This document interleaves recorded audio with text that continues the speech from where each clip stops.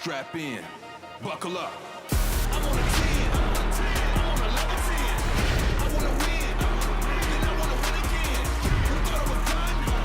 I'm hoping it never ends. If you wanna run, then I'm on a level 10.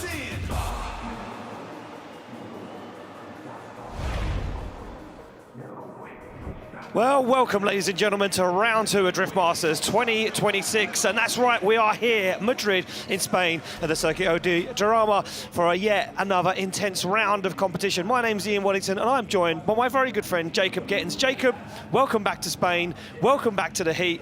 Welcome back to more chaos at Drift Masters. Yeah, and it's been chaos. It's been chaos all the way through practice. We've seen one engine let go, another one on its last legs, drive shafts everywhere. It's been a crazy practice session. It certainly has been a crazy practice session. Let's take a look at the calendar so far this year. We kicked things off in Rome, in Italy, where Conor Shanahan took top step on the podium. We're right here in Madrid for this weekend in Spain. And it's off to Kildare, the home of Irish drifting, before we head to a brand new track in Finland, in Helsinki. Then it's Riga, baby, it's Latvia, before we head to the Iron City in Ferropolis in Germany. And then all roads lead to the final at Poland in Warsaw at the Pegay in Aradolfo. But let's take a look back to how Conor Shanahan did it in Rome, because Jakub, it was a movie. Yeah, it really was, and it was as much a battle of skill and wit as it was about strategy. Conor Shanahan taking up Piotr, I mean, in handy fashion. This was a crazy battle, but ultimately the Irishman taking it home, and then it became that all-Irish final where deciding that you were going to chase first was the ultimate choice, and that's really a part of the reason that he ended up getting the win. Yeah, it certainly is, and I think we're going to see a lot of that today here as well in this weekend, here in Spain. Let's take a look at the driver standings. You can see Conor Shanahan top of the pot, 107 points in the bag, but chasing him down is James Dean, and the Polishman, Piotr Wieńczek, behind him from Poland with 82 points. It's getting tight at the top, but at the moment Conor Shanahan is leading it, but as you roll down, we can see some real big names getting in there straight away. Me and Jakub aren't alone though this weekend, because as always, we have our very beautiful host down on the ground, getting all the information. It's Becky Evans. So much, guys. It's an absolute pleasure to be back here at round 2 of the Drift Masters Championship, and it is so beautiful out here. It's got me feeling like it's a little holiday, but it's no holiday for the drivers out there. It is going to be an intense weekend. But let's take a look at what happened this time last year when we came to Jarama circuit. Oliver Randalou was able to take the top spot. The Estonian driver driving his E46 all the way to the end, but he beat all the big names. James had a mistiming on the lights, and then Jack also found the edges of the track, which meant that Oliver took it all the way. Oliver Randalou in first position, Itay Sadeh in second, and Kevin Pesur in third. Question is, can he do it again? Is this going to be the Estonians' weekend once more? But I know that there's a lot of hungry drivers out there that are going to want to take the top spot. So let's see if he can get it done. Boys, what do you think? Well, Becky, I'll tell you one thing that I think. It's going to be a hot and heavy weekend where the podium is unpredictable because the action on track will certainly be unpredictable. This is the weekend schedule. We're qualifying right here, right now. For tomorrow, we move exclusively to Red Bull TV for top 32 and our top 16, which kicks off at 10 to 4 tomorrow afternoon, local time, ladies and gentlemen. So if you're watching that around the world, make sure that you get those timings right. Let's have a look, though, at the track these guys have got to face. It was a brand new track in 2025, but they've gathered that data, and this year they come back a little bit better. Jakub, they know what to do with this track, still throwing up a few upsets so far this year. Yeah, it's been wild, and we've moved some zones around a little bit to accommodate for it, but ultimately what you need to know is get to the edge of the track. You can use a little bit of the rumble strips. The judges have said we're going to dock you 1 point if you touch the rumble strips, so we've already seen in practice that drivers are going for it, but it's a lot of zones. There's a lot of movement through this track. The degradation of the tires isn't as much of a factor as we saw a couple of weeks ago, but ultimately there's a lot of places to pick up points and a lot of places to lose it. Qualifying is going to be crazy for everything that these drivers need to do. It certainly is, and this is how qualifying works. 2 runs of qualifying, the best run counts. Top 32 drivers advance on to the finals on Sunday, and up to 8 championship points for our best 8 qualifiers. But let's have a look at the drivers that are going to be taking on this technical fast track here this weekend. Of course, we first off throw in our wildcards, Jakub, and some wildcards out there are looking unbelievable. Yeah, it's going to be really interesting. We've got another Norwegian back on the track with Ole Peter Vatn. very excited to see what he's going to do, and then we get back into our regularly scheduled program. We certainly do. You can see Clint van Oort there in the mix. Joao Vieira. You can see Nasser Alharbali from El Salvador moving him way 22nd, back into Drift Masters for 2026. Jason Benet looking good alongside Benediktas Cirba there. Lauri Heinonen, as you can see, up in the order too as we move it up always towards the top end of the bracket. A lot of the big names dropping in. Juha Ritten and Dwayne McKeever after that big incident in round 1 with James Dean. And of course, we move it into the top 3 of the championship. The last drivers you'll see on the qualifying line. Shanahan will be the final man to put down a qualifying run this weekend. Well, we are all ready to rock. The track is certainly ready, and we have a sold-out Circuito del Jarama right here this weekend. Ladies and gentlemen, hold on to your socks. It's time for qualifying.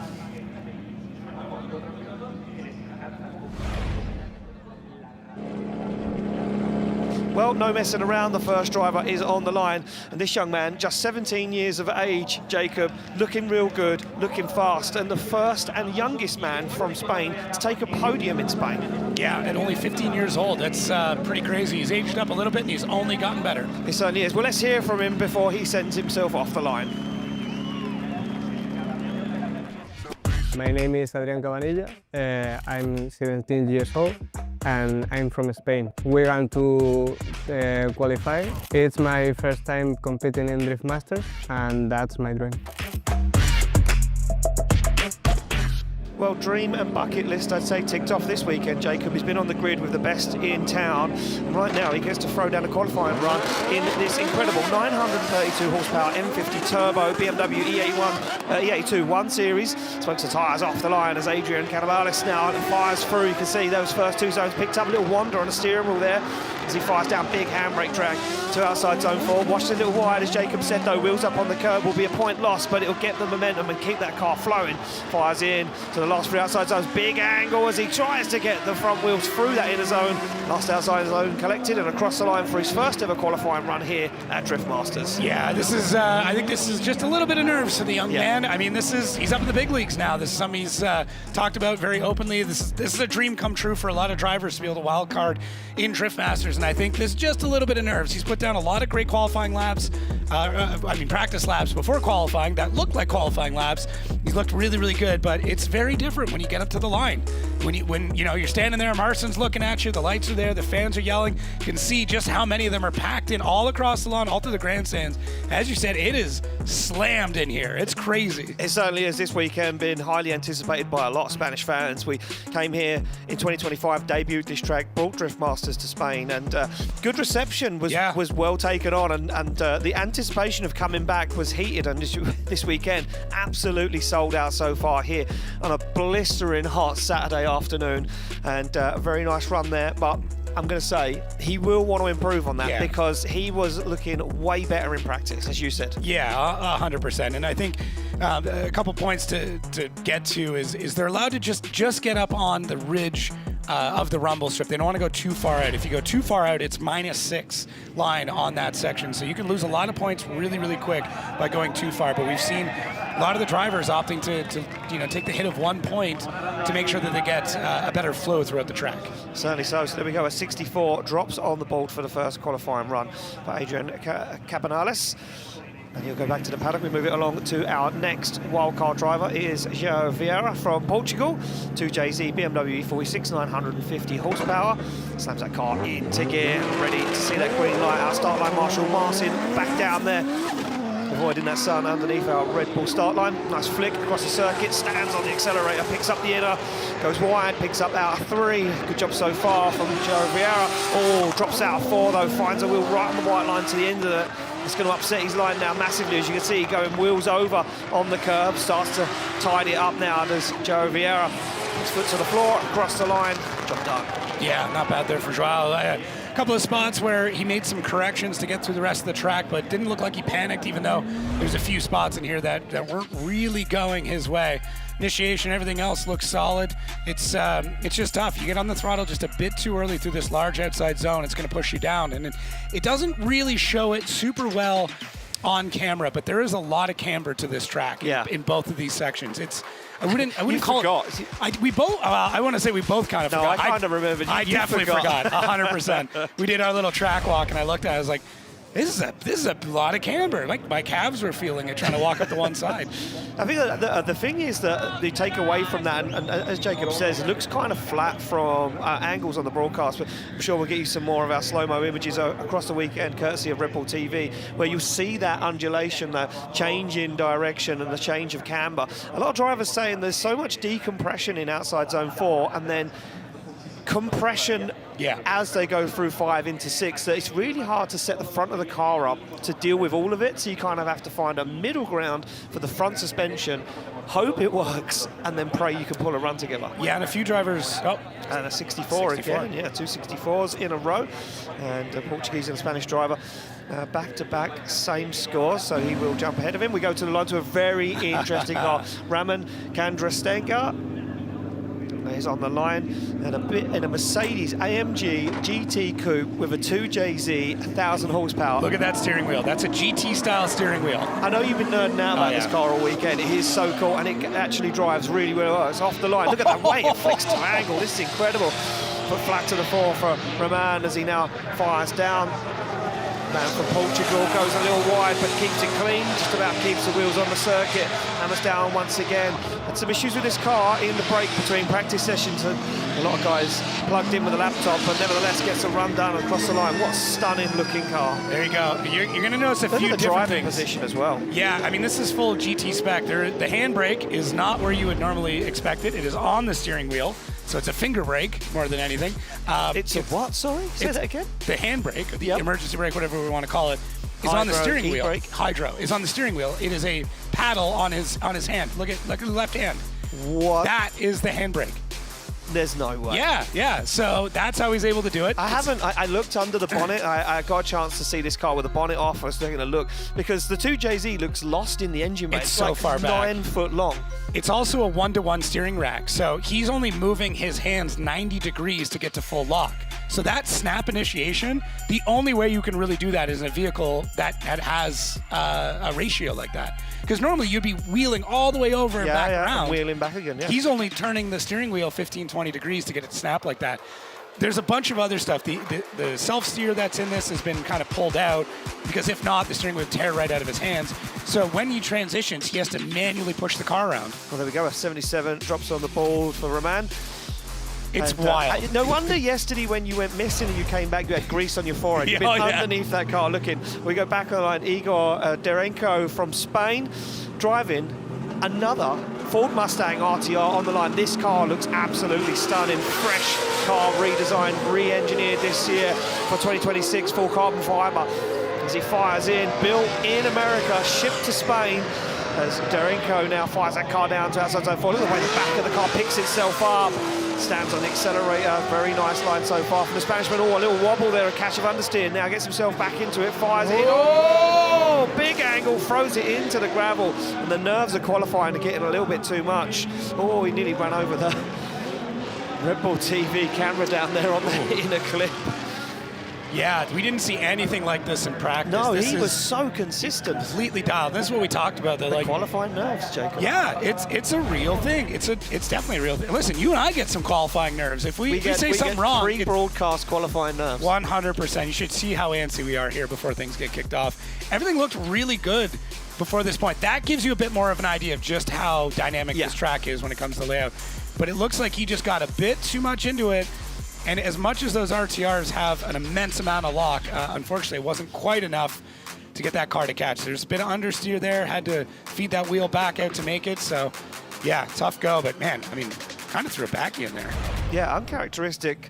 Well, we're down in the Shanahan paddock at the moment. Conor Shanahan, unfortunately, having some engine problems in practice.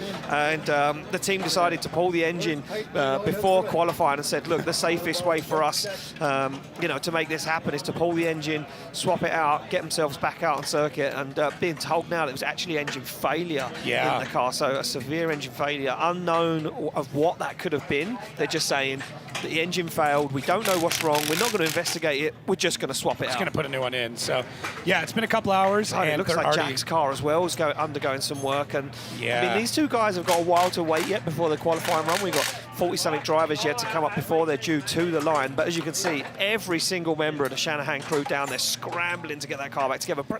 As well, this is a brand new engine. Yeah. So they're still going to have to like run it up, run it through the gears, make sure everything's cool, get the temperature up in the engine oil, you know, brought right through that engine. It's not a 5-minute process. No, it's not a quick thing at all. So. And then you're demanding that engine that's brand new out of the box to go and do a full run of this circuit at full throttle in 4th gear at 1,000 horsepower. I mean, listen, there are people out there that think the best way to break in an engine is the way you're going to drive it. True. Not my preferred way. Listen, I'm not a tuner. No, not my. I'm not an engine builder. Nope. I've not got to do the warranty on it either. Yeah. I'm not covering the warranty bill on that. So, well, it's scrambled down there. The wings are still heating up on circuit. He's still got a smile on his face down there as Conor Shanahan, because he knows he's got a good crew behind him. Yeah, as we can see, picture in picture there. We have a bit of a track clear up, the gravel on the circuit there from Igor Denko.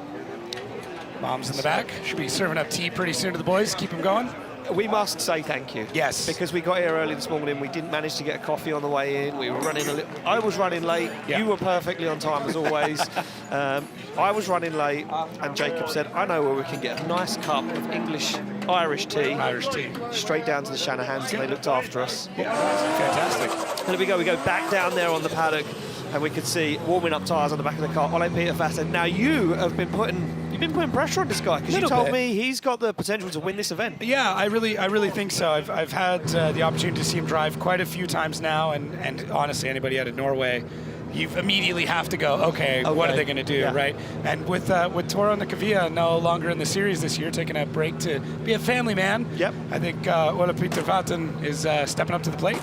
Yeah, stepping up to the mark, and we do wish Toro Nikavia all the best as he's expecting his first born child, and took a break away from Drift Masters. We're sure we're getting back. We'll drag him back at some time. If he's watching at home, we miss you. Well, this may be his replacement for this season. Ole Peter Vatn comes off the line from Norway, BMW E82, 2JZ, 1,020 horsepower as he lights off the tyres into initiation. He's absolutely screaming. A little shy there on outside zone 3, and a little deep on 4. He's going to hold on to it now. Fires it. Oh, wow. Almost a rollover for Vatn as he came in absolutely full tilt into outside zone 4, and we'll have another clean up down there on the circuit. As you can see, all of that gravel, with the track team here doing their best to try and shield that gravel from the cars. Hopefully he's all right in there. Nope. Yeah, I think just open. Maybe a little bit of a hold on and take a breath moment. Yeah. Did you say squeaky one? Spooky. Spooky. We can go a squeaky one. Squeaky one. Yeah. You mean he made the noise like a mouse would? I would have, 100%. A full scream? Yes. Small child screaming. Well, he's out of the car and he's safe, and that was scarily close to a rollover, one that we haven't seen at Drift Masters for quite a while. Yeah. So, which we don't obviously want. We'd like to see these drivers keep all 4 wheels on the tarmac, but it will be a clean-up down there. Yeah, and then you start to wonder how much damage is done with something like that. That's a lot of force on the suspension. And they are not, as much as they're built to go sideways, not meant to go sideways through gravel. So right off initiation, it didn't look too bad, but as he was coming through this outer zone, the car just kind of got out on that rumble strip and he couldn't find the grip again. Wow, that DP'd both tires immediately. So close. It's a great way to inspect the undercarriage, but yeah, you can see about there he knew it wasn't going to be good. He was trying to get the dig out of it. And it was said in the driver's briefing by David Nikolass, he said, if you get onto the blue part of the track, it's super slippery. Yeah. If you are going on there, try and do everything you can. And Judge is saying that he DB'd the tyre as he hit the dirt before the blue bit of the track. This in-car might be a little bit spooky if you have young children. Maybe ask them to go into the next room. And you can tell right about here. This is going to be a wild look. Watch his downshifts. He's trying to keep the car. Oh, he braced himself too. Whoa! That's where the camera shut off. The camera was like, nope. Even the camera winced. The camera closed its eyes. So our judges this weekend, as always, for the whole season of Drift Masters with David Nikolass, Tormo and Rasmo, and Chris Witkowski. We welcome him back to Drift Masters after he's missed round 1 from getting married. So congratulations to Chris Witkowski on his marriage. We weren't invited to the pre-drinks or the post-drinks, Jacob. Quite disappointed on that. We will catch up. Yeah. Apparently, Chris Witkowski said the first round in the bar on Sunday night is on him. Gotcha. For all of the For Driftmaster everybody. staff. So All the that stats. I sounds meant the good. fans too. Tormo's shaking his head. He's like, "Yep, that sounds good to me." Oh, man. he kept showing off that new black credit card he's got. He so did, I could see why I got that for his Fans, wedding. one of those metal ones. Yeah. Kept dropping it on the desk. Very heavy. Very heavy. Yeah. He kept dropping it. Yeah. Well, there we go. Ole Peter Vatn out of the car. We do need to make it official. It will be a 0, unfortunately, for his first qualifying run. I think Jakub will take full blame for that. Well, it's funny. The announcer's curse is a real thing. It has to be. Yeah, we were chatting with the judges a little bit earlier on, and they said, okay, well, who did you want to curse this weekend? And I went, no, I don't think curse, but I really think he's going to do well. And they went, oh, no. So I too take some responsibility for this. Yeah. Oh, man. Well, there Fans we go. have been great. Yeah, fans have been great this weekend. Absolutely sold out, and it's only qualifying day. So I know. we expect even more crowds here tomorrow for the main show of top 32, top 16. Don't forget, top 16. We'll be bringing all those cars out on circuit for a parade in front of all the crowd here in Spain. If you are going to tune in, don't forget, exclusively on Red Bull TV, 3:50 p.m. local time here in Spain. You can see all the action, Jakub, and it's going to be hot and heavy. I can feel a lot of anticipation in the air, a lot of nerves, a lot of drivers saying they're a little nervous for round 2. You know, they know the track, but they're still nervous. Well, if you take a look, our top 3 right now are all champions. Yeah. Yeah, which is what a crazy way to start off that season. So, yeah, pretty nuts to consider that's our top 3. And then, yeah, 4th is Paweł Korpelinski, the surgeon. So, Yeah. Dwayne McKeever right after that, 5th so far for him, starting off really well. Other than a bit of an incident, but it looks like he got that car repaired as well. So we can get into that when his run comes up. But, the opening round this year was nuts. I don't think the tire war is going to be as big of a deal at this event. I don't know, because I did wonder, because this track is, again, very long. We're like I say, brand new here in 2025. Drivers kind of got that data now that they like to record from every single event, gear ratios, tyre wear, tyre pressures, how they set the suspension up. And I was down in the paddock, I spent a lot of time down the paddock yesterday and today, and a lot of drivers saying that after the second practice run, at the end of the run, they had no tyre left. So I don't know whether the advances in suspension that a lot of these guys have been making in the off-season has given them worse tyre wear. Yeah, it could be. Well, it's weird, because like the more grip you put in, you don't necessarily are wearing more tire, but I think they're trying to get every single little bit of tire out of these vehicles. They're trying to find every bit of grip while also making it drivable.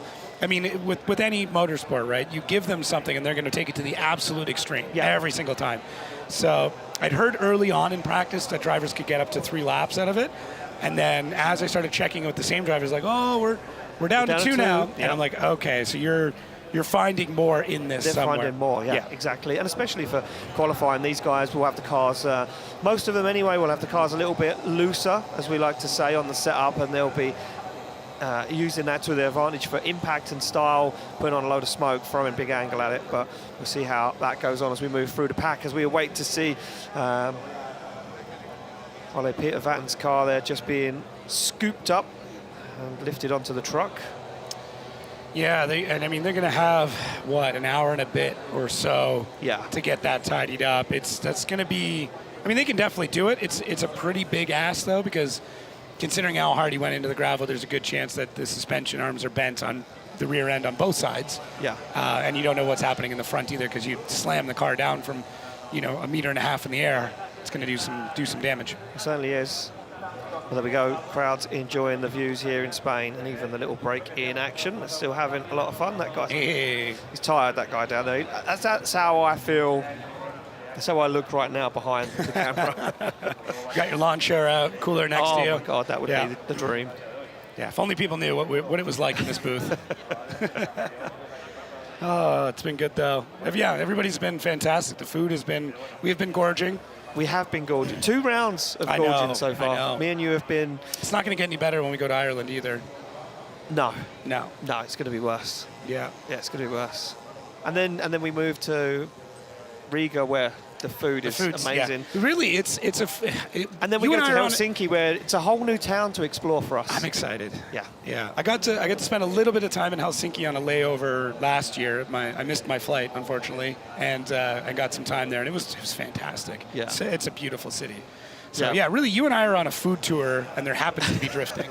Yeah, we're just touring Europe, eating food, and then Yeah. just so happens that guys are putting on a show. We Yeah, can talk it's great. about it. I highly recommend it for anybody watching at home. do a European food tour and line it up with drift events. There we go. We got the rigging off of it. Yep, so it looks like we're going to get that lorry removed off the circuit and that telehandler back to its position. Some Finnish fans in the building this weekend, supporting on the numerous Finnish drivers we have. Always. The Well, one of them, story evolving before we literally went live. It was dropped onto our Instagram that Lauri Heinonen actually has piston damage. yeah. So the valve cutout on one of his pistons is damaged, and he said he's going to have to baby it around in qualifying, try and get a qualifying run on the board that's going to get him into the show. Then tonight, that team are going to be pulling the engine out, swapping it for their spare, ready for tomorrow morning for practice before top 32. So I mean, that's 2 engines Yeah. in the space of a day. Yeah. That's not, I mean, not shocking, but No, not it's at the all. point we're at. And I think we talked a little bit about this, that they have gotten, between these last 2 rounds, they've gotten an immense amount of practice. Yeah. And the downside with that is it means like these engines are built to last a year, right? Let's be honest here. Oh, Most of doors these, oh yeah, you can close that. Most of these engines are built to last around a year at top tilt. Well, a lot of these drivers have, There we go. got it itself. A lot of these drivers have put in between last event and this event 35, 40 laps Yeah, oh, with the easily. amount of practice, Yep, which easily. for some drivers that's an entire year of driving. Yeah. So that could be the new thing. If you're Lauri's crew chief and you're having to update this car, what would you be doing? What would you be changing on this car to get him around for a lap? Now, Yeah, because this is the thing is like you don't know either what it's going to be like. I don't think there's a lot you can change. Yeah. To be brutally honest with you, unless you run that cylinder, you know, just ran nothing in that cylinder. Just pull the injector or Pull the something. injector, pull the plug, Yeah, and maybe. just let it do its thing. But then you can't really run them like that anyway. Go back on the line to a returning driver to Drift Masters from Ukraine. It is Teemo Lypskyi, driving a car that we all know very well, but now has a different livery. This, the former car from... Give away. Huh? No. You don't know? No, I don't know. Oh, my God. You tell me. The surgeon. Oh, right. Yes. I forgot this is Paweł Korpolinski's old car. I thought you knew this. No, I information. didn't know this. I knew he So- built a new one. I thought he just kept the old one. No, sold it to Teemo Lypskyi for 2026. Teemo Lypskyi saying, what an unbelievable machine. Yeah. Pushing it to their limit. They were told the car would be more than capable, and Teemo Lypskyi's team saying yesterday the car is absolutely phenomenal. There we go, first qualifying run of 2026 as he fires it in, a little wobble on the steering wheel, keeps a hold of it, nice flick down to outside zone 4 on the floor, nice and early, he's going to go wide, can he keep a hold of it? Just clips the cone over, Teemo Lypskyi, oh, Whoa. big fire. I think that's an engine gone. No. I think we just lost an engine there from Teemo Lypskyi. That flame erupted from mid-car. Yeah, look at that smoke from the bonnet. See, this is the... Oh. that's still going. That's still on fire. Teemo Lypskyi, it's on fire. Look at the headlight. There's still flames underneath the bonnet of the car. We need to get Teemo out of that There we car. go. And away he is, out of the car and safely away. There we go. Yeah, I would be... We sat here earlier on and we said, I think this is going to be a nice plain sailing event, no problems. Needs to be very careful if he opens that bonnet now because that is seriously on fire. There we go. And a missed time in there on the fire extinguisher. I would not be using bare hands. Gonna get that. She doesn't want to open that with bare hands. There we go. Yeah, that's Good right. job, guys. Well, we were saying, Jacob, this is going to be a very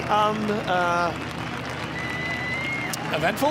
that's the word I was looking for. A very uneventful round of Drift Masters. I said, everyone's looking so dialed. Practice was going so well. We had quite a bit of seat time yesterday for these drivers yesterday afternoon. And they've had a lot of practice this morning. Everyone was dialed in. Every single driver was looking on form, in the zone. I said to Jacob, this is going to be one of those events where we're just going to get some really good scores, some really good driving. And so far, we've had nothing short of fireworks. It's, yeah, quite literally. Yeah, that's a tough go. That's a really tough go. I mean, you hope it wasn't a complete engine loss, but Mostly because you don't want it to oil down the track. Although, I can't tell if that's like a camera back there or what's. Oh, that's a camera. Okay. It's like, is that a piece of engine sitting just behind him? Watch this as he fires down. Look, goes on throttle. Now you can see smoke already from the front of the car. Oh, you can too. You're right. Look, see it from there. It's already losing oil. Then watch as he comes back on circuit. Watch the flame. Boom. Oh, wow. Front and side of the car. He loses all power. And that's complete failure of that engine, I do believe. Yeah. Oh, I'm going to say if there is an oil down, it will be from quite far back. That's another 0 drop in. And I'm going to say we won't see Teemo Lypskyi back out for his second qualifying run because I don't know if the team do have a spare engine at all. Look at that. Yeah, look. Oh, yeah. Flames and the oil, everything. That's a lot That's of a oil. lot of fluid. That's a real bad case of having that camera angle there, you could see the oil coming out from underneath the car. It's a real bad case of having the inside parts become outside parts. Yeah, the inside of the engine's not good when it's on the outside. Yeah. Props to that official there, because that's single-handed fire extinguisher usage. I mean, that's incredible. And it's just unbelievable. I know. Look at the accuracy. The skills. I know. Well, we're going to throw it down to Becky. She's down there with Conor Shanahan. Becky, how are the Shanahans getting on? Guys, it's all systems go down here in the paddock. I've managed to grab Conor for just a second because there is a flurry of activity happening behind us. Conor, practice was looking great, feeling confident coming into this round, and then, for lack of a better word, bang. Can you tell us what happened? Yeah, not a good into practice for sure. Practice was okay. Definitely struggle on this track. Really don't like this track, being honest. But yeah, I was getting the grips of it. We were making some car setup changes, and everything was starting to come to plan. And then, start of one of the last runs in the first session, I was chasing Jack, and we lost an alternator belt. Yeah, the car started to not charge. That led to some big problems, bigger problem than we expected. And unfortunately, yeah, we lost the motor. So, yeah, we don't really have the full diagnose right now, but for sure that was a huge part of it. This is the first time that we've ever had a failure like this with these engines. So, but I got great people around me. Huge thanks to Jeroen, DBM, and Race Winning Brands. Them guys, do a lot for our program. We have had a lot of success with them, and they were straight on the case. Jeroen rebuilt a whole spare motor, new head, new block, and big ask for the team. The team now is working very hard to try and make it for the first qualifying run. We didn't have a lot of time, so it'll be pretty impressive if we can get out there for the first one. I'm going to dig into the fact that you don't like this track. Tell me why you don't like this track, because there's always one on the calendar that one driver goes, you know what, I just don't enjoy it. What is it about Jarama that you don't like? Yeah, it's not about the place. I love Spain, and I love the fans here are super passionate, and it's a great location. But drifting on when it comes to a technical side, this track kind of is just more of a drag race off the starting line. There's no real decel all the ways until outer zone 2, which is cool. It brings another element that you have to have a really fast car here. But when you're battling and people are understeering through the first turn and stuff, it starts to get a little bit messy. And now we're all fighting this grip situation. I'm one of the culprits too. We all want a fast car, right? But it comes to an element where the car almost comes undrivable. So I think this track really shows that. And I wouldn't say I got the setup 100% for qualifying to go out there and be super happy that we're going to try win qualifying. So hopefully we just take a lot of grip out of the car, fill all the boxes, put a nice smooth run together, and tomorrow we can worry about the drag racing.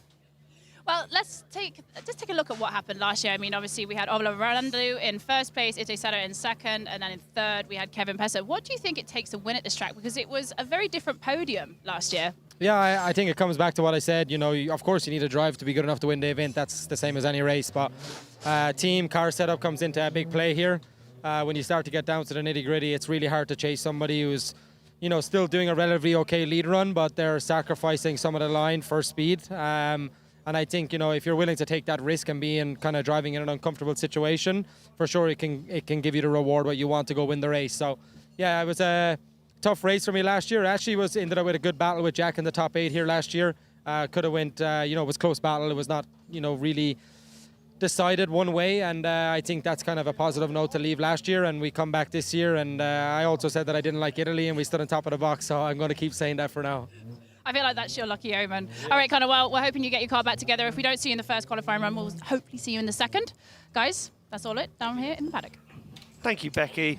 Always getting that information. Yeah, so Conor Shanahan, basically, if he says he doesn't like the track, he'll win it. Yeah, that's what I took away from that. Yeah. There we go. Oil going into that brand new engine down there on Conor Shanahan's car. No funnel, expert. No, yeah. Are you watching his style? Yeah, I'm learning the technique. Oh, he missed a bit there. No, it's fine. The judges are so focused on the oil pour. It's unbelievable. Scores out of 10 from David Kalas. 5. What was the line? What was the not angle good. score? Angle score? Angle score. It's 2? What about style? No style. no style. Okay. Style. Okay. Yeah, it's all about fluidity. We're having fun here, ladies and gentlemen. If you couldn't tell, we have a few breaks on the track at the moment. Unfortunately, we see Ole Peter Vatn put that car on 2 wheels, DB did 2 rear tyres. We had to get him recovered off circuit, and then we moved it along. Teemo Lypskyi, unfortunately, lost the engine on outside zone 4, and you can see that car being recovered now. We have a huge track clear up going on. Our incredible track team here at Jarama Circuit just getting that job done as Teemo Lypskyi gets a round of applause from a packed-out Jarama Circuit. Look at this, 2 brand new grandstands as well for 2026. Sold out instantly, Jacob. Yeah, it's amazing. We tried to get tickets. They said, no, we have a special seat for you. And I was like, Oh. the grandstand looks so much fun. I know. Can you imagine if we did this in the grandstands? It'd be amazing, right? I think it'd be a lot of fun. Yep. I think we It'd be push hot, that next though. year. Yeah, it's all right. You could deal with the heat, okay? I can deal with the heat. Yeah. Okay. I'm a Florida man now, so I You're can deal with the heat. You're a Florida man now. I've upgraded my blood level, so it's like it's thinner now, so I can deal with the heat. Okay, well, there we go. So that car moved off track, and that will be the end of the weekend for Teemo Lypskyi. I can assume that I don't believe that team has a spare engine for that car.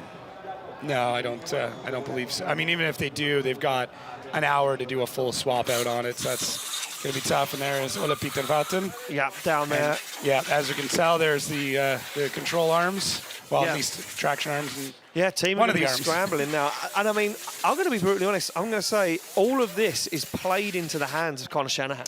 Yes, that's actually a solid point. I mean, they're putting oil in now, but it means the more time that they have to test it, break it in, do everything else. I mean, he might take it out on the motorway to make sure it's ready to go. No, I'm just kidding. I don't believe the local guard will be too impressed with that. The gentleman at the guard post is not going to like that. No. But it does give them a lot of time to make sure that everything is sorted and check for leaks. So that's the one upside. And for Peter Vatn, same thing. You know, they've got more time to go over this. So, exactly. yeah. And he'll get to go back over that footage. And this is our Peter Ole Vatn got it wrong. Look, drops a wheel on the dirt, goes on that blue part of the circuit. And I mean, look, up on 2 wheels, you could just see they would take a look back. To be fair, this corner are catching a lot of drivers out. Like this weekend, don't forget last year, that exact place on circuit was where we see that huge impact between Vienseg and James Dean. And this is it, a replay of it. Look, I mean, this year it was, the drivers asking for the wall to be removed. We removed that wall, and obviously that's why we have those tarpaulins, that branding down there on the circuit to cover up some of the gravel there to stop that being fired across into the paddock or anybody else watching. But unfortunately now that kind of opened a new door that we didn't really know existed, and that was how dangerous the gravel trap is on that edge of the circuit if you get a wheel wide. It's the runoff now is kind of the issue. I mean, to be honest, I'll take that gravel runoff over the walls pretty much any day of the week. As you can see, they're really working that. That's crazy. I think it's the better option. Maybe with a different wall system, it could have been a little bit better, or like a permanent curved concrete wall without edges, maybe even better than that. But either way, I think this is the best solution that we've got right now. Yeah, certainly is. Well, there we go. You can see where that engine let go all the way back down there. And as you were saying a moment ago to me, Jacob, while Becky was interviewing Conor Shanahan, at least 10 litres of engine oil. Yeah, I mean, if it's a full dry sump system, they hold quite a lot of fluid. So certainly it's going to be a lot that's come out. I mean, if it's just a normal 2J, it's less, but still, it's still more than you want on the track. Yeah. So we're still waiting for our circuit to be cleared up before we move it along to Alan Hynes, returning back to Drift Masters for 2026. Piloting a Nissan Silvia S15 this year, built by James Dean and the crew, 2JZ, 900 horsepower. He'll be up next. Unfortunately for him, really, he's a bit of a guinea pig, a bit of a test guinea pig there out on circuit for the first run, and it is on the qualifying line. Yes, yeah, and this is, you have to remember too, he wasn't able to make it out to Ireland, unfortunately. His car was in the Middle East and got caught up. Sorry, yes, I apologize. He's from Ireland. He's from Ireland. Well, didn't make it to Ireland either. No, you're right. Technically, you're right. I'm not the most correct, but I'm still correct. Didn't make it to Italy, That car was operated by Jack Shanahan in a Middle Eastern event series. Yep. And Jack actually did quite well in it. Did a lot of R&D on that car while he was out there, changed a lot of things. And then, just wasn't able to make it back in time for Italy.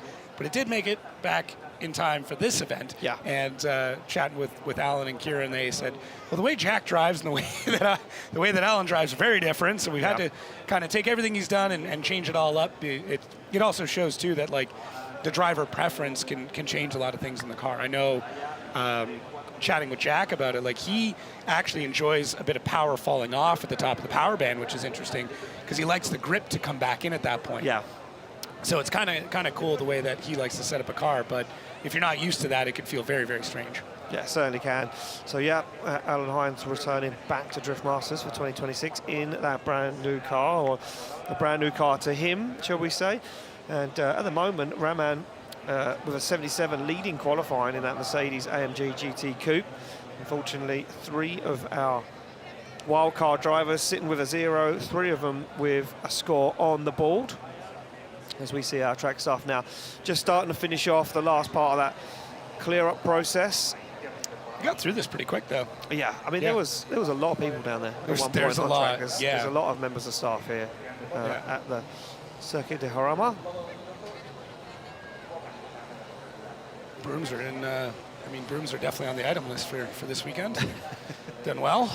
They're doing well. See, that guy's built for sweeping, though. That man is world-class sweeper for sure. He's got the shoulders for it. Yes, the arms and the shoulders. Yeah. He can sweep you right off your feet. I was just going to say the same. It was right on the tip of my tongue.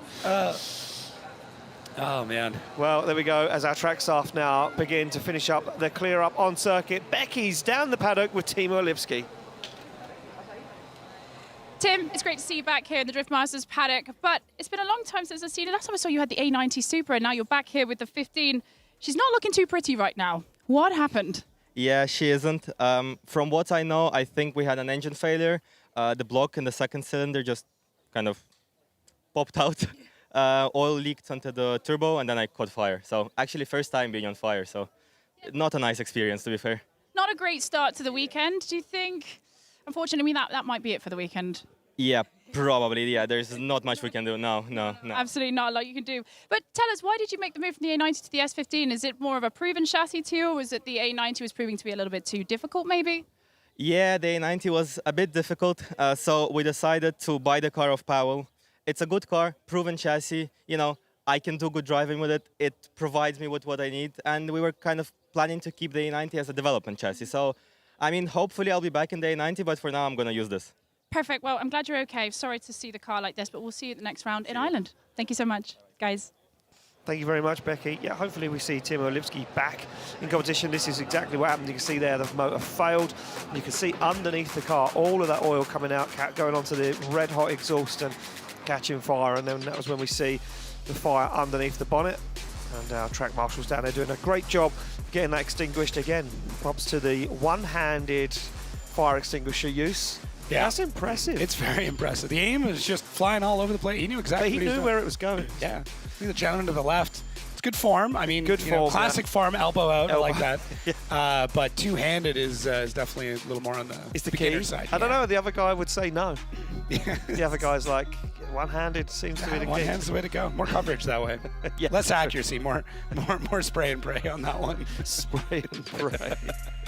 There we go, Teemo Lypskyi leaves the circuit a little dejected, but still a smile on his face, that young man using that A90 Supra we see him in before at Drift Masters, a bit of a development vehicle. A lot of guys taking their time to develop these cars. We know Peter Vatn taking their time to develop that car and get it absolutely dialed, and Dave Egan as well. Drift Games bringing on board the guys from Group D in Ireland to also develop that chassis and make it more usable. They are a brand new car. Somebody else who's invested their time and effort into a brand new chassis for 2026 is, of course, Yves Meyer in the GR Yaris. We had a ball of a time down there earlier. Yeah. I was nerding out under the Yaris because I was underneath that, crawling around and trying to. You picked up a wrench at one point. I did. I was taking photos. I got pulled out. They said you need to leave. I said I just want to take some snaps of the car. Yeah, it's crazy. It's very interesting to see how these new four-wheel drive chassis are being adapted, and I find the technology into all of the suspension absolutely fascinating, and really, really good to see them being used. It might be, and that might be our next thing. Let's be honest. There's not a lot of manufacturers still producing rear-wheel drive vehicles, but all-wheel drive is pretty. It's been pretty consistent. So I think that might be it. I think that might be our next venture. Our next venture into drifting. Well, it looks like the track staff have made their way off the circuit. We could see them there waving to the rest of the staff, saying, "I think that's it. I think that's as nice of a job as we can do right now." As you can see, the last members of staff and their recovery vehicles moving off, and Alan Hynes down on the back of the paddock, warming up the tyres on the back of that Nissan Silvia S15, 2JZ 900 horsepower, as he gets requested to the line by our start line Marshall Martin, and we get things kicked off in qualifying once again. If you're only just joining us, welcome to round 2 here in Madrid in Spain at Circuit del Jarama, where we've had a few breaks on track so far, some hot and heavy action, as Martin now just going to give the information to Alan Hynes, saying, look, this is where the oil is. This is where you need to be careful.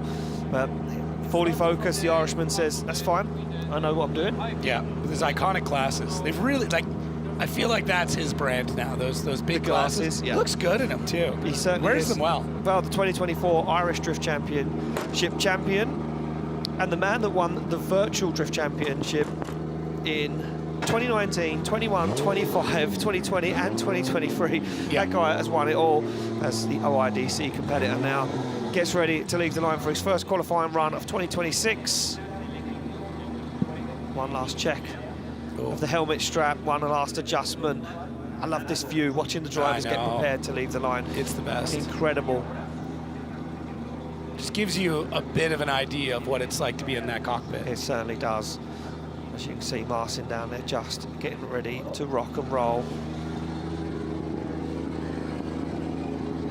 That's the pearl white livery, the pearl white wrap on that carbon Kevlar S15.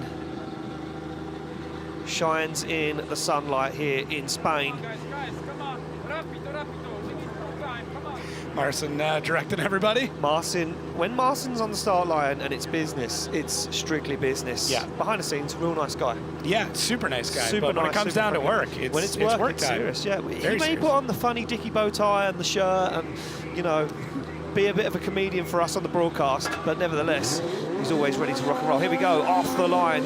It will be Alan Hynes. We continue with qualifying here at round 2. Through the gears goes Alan Hynes as we jump on board inside the Silvia. Fires that car in, very shallow angle, but now starts to work into it as Hynes fires that car. Big snappy transition, dabs the hammer and gets the car right to the edge of the circuit. Alan Hynes flying as he picks up the inner zone. Back across the circuit again. Alan Hynes on an absolute ripper right now. Down onto the inside.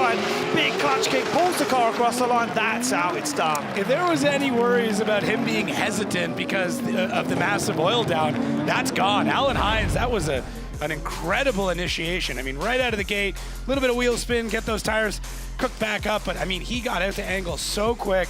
Does such a great job through this section. That's got to be spooky, though, having the car go around there. Now, the upside is, obviously, the oil leak happened from the front of the vehicle, so it's a little bit off the racing line, but not a ton. You're still within it. If you go to left foot brake, you may not get any traction there. But I mean, he is so calm. He's so locked in.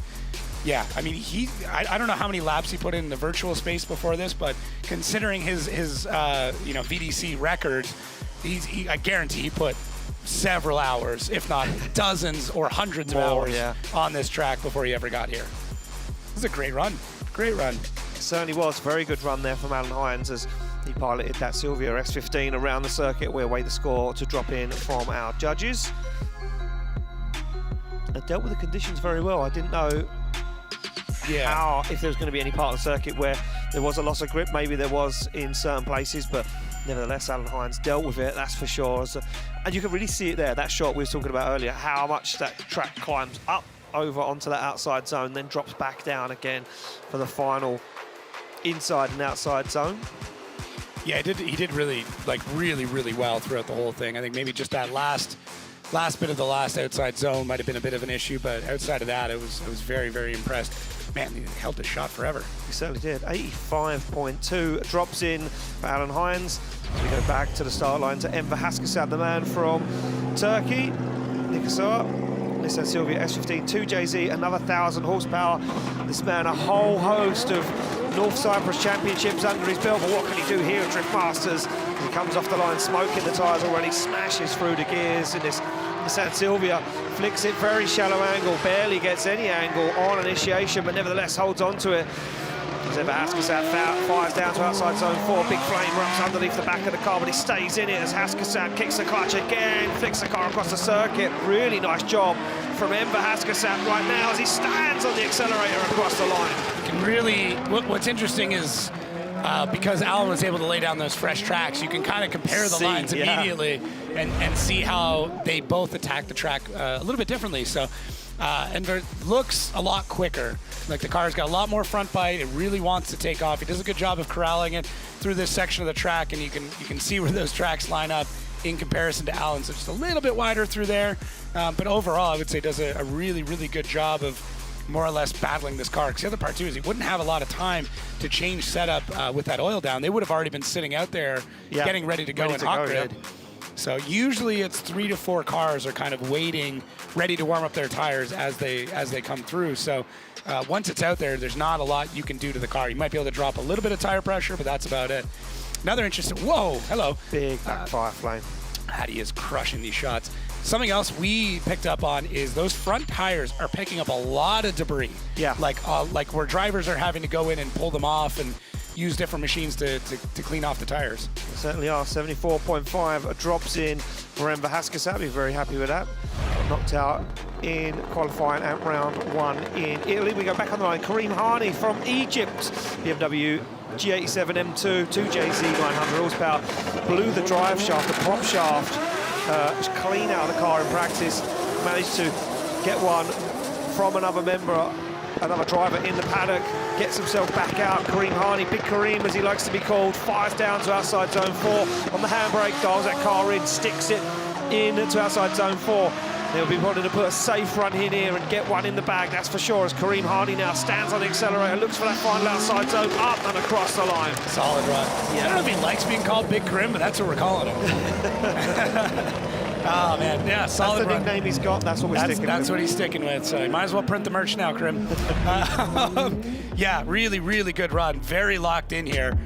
I've been noticing lately with the onboards is how little these drivers blink in a run, and Kareem here is kind of showing that off. That whole section, I don't think he's cleaned his eyes once. He's completely locked in all the way through. Same thing, like you're going to know about that oil down, and does a really, really good job through all these zones. Car looked a little hooked up in the beginning. I think they all are, though. I think in order to get all the way out to those first couple of zones, you've got to have a ton of forward bite in the car. Yeah, I think the cars, everyone was saying that they didn't really want to go out there fully, you know, as they call it here at Drift Masters, kill mode. The drivers call it kill mode. They didn't want to go out in qualifying in full kill mode, but they said there's no option with the way the initiation is, those first 2-3 outside zones. They have to have the car fully hooked up, otherwise there's no way you're going to make it down to outside zone 4. So these guys really pushing this weekend. One of the fastest tracks on the calendar. Initiation speeds as fast as Latvia, we're being said. Told. Yeah, it's actually has a higher average speed throughout the entire run than Latvia does. Yeah. Which, I mean, we talk about how fast Riga is, but this is right there. Man, I love these shots. Like, this could be the entire live stream, and I'd be okay with that. It might be a little bit long, though, Jacob. If we go, score drops in 77.7 for Kareem Hany. He'll be happy to get himself a score on the board after a little bit of worry earlier on. We go back on the line to Konstantin Shurenko from Ukraine, Toyota GT86 2JZ, 890 horsepower, part of the Trinity Racing team, partnering up with Shanahan's for 2026 as he smokes the tyres off the line, fires through the gear. Konstantin Shurenko now flicks that car up to initiation. Oh, little snap of understeer. Had to get himself back into it. He went for a big flick and it didn't really pay off. That's a big mistake as he now nervously gets himself around outside zone 4. This is that inner. You can see now he's way on the wrong qualifying line, shuts it down. And I wonder if there was an issue with the car or he just aborted the run. Yeah, I'm not sure. That's got to be spooky, though, at that part of the track for the run to kind of fall apart like that. He went for something great, and it just did not want to continue on through that section. No, it certainly didn't. Watch, obviously going to go back to outside zone 4 where he shut that down. Yeah, even through here you can tell gets back on the throttle. It's not really pushing very well. It misses that inside, shallow through here, and yeah, something strange is going on. There we go, back to the initiation. Looked really good. I think maybe just a bit more throttle commitment through there. Yeah, see, I don't really know. I'd only be surprising if it was a problem with the car or he caught understeer. That's all I could come down to, the assumption I come to. We go back on the line to Yves Meyer, the man that we were just talking about, and this incredible Toyota GR Yaris comes off the line to JZ, 930 horsepower. He said he got this car dialed. He loves driving this car. He said such a capable chassis. Absolutely firing so far as he gets himself into this outside zone, stands on the accelerator. Look at that, right to the edge of the circuit. And any angle in this car looks like big angle as Yves Meyer now puts it in to the final few outside zones. Misses that in, our last one coming up and across the line. What I liked is how calm that run felt. It's like he was on holidays the whole time. He was very, very relaxed. Remember from driver's briefing? Exactly. He told us he's here on holidays. So he's got all the time in the world for this event. Yves Meyer looking very calm. They've done so much work to this. They got the car in, and they immediately wanted to figure out how much they can get out of it. Remember, this has a longer wheelbase than the new Supra or the 8.6. It doesn't look like it. It's so wild. Yeah, it is. There's just no overhang or the front or the back. And what he did say is that's nice is that you do sit a little bit higher up than a lot of those cars. So seeing the zones is actually easier. So I think this is just adding a bit more to that fire of, hey, these might be the new chassis. And I mean, all it's going to take. It looks so good. I know, it looks so cool. It looks, I mean, the aero on it looks beautiful. Even the way the smoke control comes off the back. Yeah. Like, I know that's not aero within drifting is not something we talk about a lot, but being able to use that to direct the smoke all the way back, keep it out of the cabin. Phenomenal. These are all the small things. Yeah, a few mistakes creeping into that run though for Yves Meyer. We wait for the score to drop in. There we go, an 83.5 for his first qualifying run. He'll be fairly happy with that one, that's for sure. So we go back on the line to Itay Sadeh. BMW G87 2JZ, 1,000 horsepower, full carbon fibre car, full carbon fibre crash helmet as well as he fist pumps the window. Red Bull start line camera through the gears, goes for the initiation, big clutch kick, gets that car to angle, stands on the accelerator. Look at the bonnet of the car rattling, so much speed as he fires down the outside zone. He's going, whoa! Oh, and he goes super deep into the gravel. And Itay Sadeh beached down there on those protective sheets covering up that gravel. Yeah, he came through with a lot of speed right out of the gate. Like, it looked really, really quick. Oh man, and you know he drives here really, really well. He was second place here last year. Everything leading up to this looked really good. I think same thing. He just didn't quite get on the throttle at the right time to push around outside zone 4, and just meant that he went for the long slide into the gravelly bits. Yeah, I'm just taking a look back. I think he was slightly wide. If you watch, I'm watching back on our second screen here, Jacob. We have the privilege of having a second screen, which is what the judges are looking at, which is the EVS replay. So our judges have their own set of monitors where they can choose their own camera angles, they can slow the shot down, they can go back. Watch this on initiation. We're going to see it from the drone, which is, as we say, Jacob, the drone doesn't lie. Watch this, he goes a little wide. He's already off track there. Yeah, he's got one wheel off. So he's already loose on the curb at that point. So by then, he's already skidding, he's already picking up speed. So there's no way he can really slow the car down. And remember what we went back to saying earlier on, and that was that David Nikolass said in the driver's briefing and our other judges that if you're on that blue painted part of the circuit, it's super slippery. There's no way of slowing the car down. It's been proven twice so far. Yeah, exactly. And man, it's unfortunate, but Itay Sadeh will be taking the big old goose egg on that run. He certainly will, yeah. Yeah, you've really got to be able to put the grip down to be able to kind of shoot out of that section. And he's trying here. Yeah. Like he definitely realized what was about to happen, but unfortunately wasn't able to find that grip to shoot out. Yeah, skipping stoned over the gravel. Yep. No bueno. No bueno. That's not where you need to be. So we'll wait to see and get Itay Sadeh recovered off track. As you can see him out the car there, just talking to the marshals and the track staff here in Spain. We're going to get him picked out of the gravel by our telehandler. This is like one of those seaside games. Get those in Canada and America. Pick up the little toys. The grabber machine. Yeah. I'm terrible at them. Really? Oh, so bad. I don't know why. I just Can't win your kids any toys on the machine. I just go buy it. It's cheaper. It's cheaper. That's a cheating way of... Well, that's fine. I'm gonna lie to I'm them. really good. Are you? Yeah, oh yeah. I believe it. Yeah, really good. I think it's a welding thing. He's good spatial awareness and Yeah. three-dimensional viewing. Plus, I also cheat because I stand like by the side of the machine. Oh. Eye up the easiest You target. just shake it until it falls out. No, you get kicked out. If you do that in an arcade. Yeah, but you get a free toy. You do, but don't listen to me and Jacob giving you any advice. Please. On anything. On anything. Yeah. Just remember, we're having the same conversations you're having at home. Just the difference is we've got a microphone on our face. We've got a lot of people listening to us. Yeah, I try not to think about it. Well, there we go. Dejected Itay Sadeh waits there for his car to be recovered, and the crew down there will be waiting to get that car back, checked over, prepared and ready for the second qualifying run as our recovery truck back out on circuit once again. I thought we had a recovery truck that did both.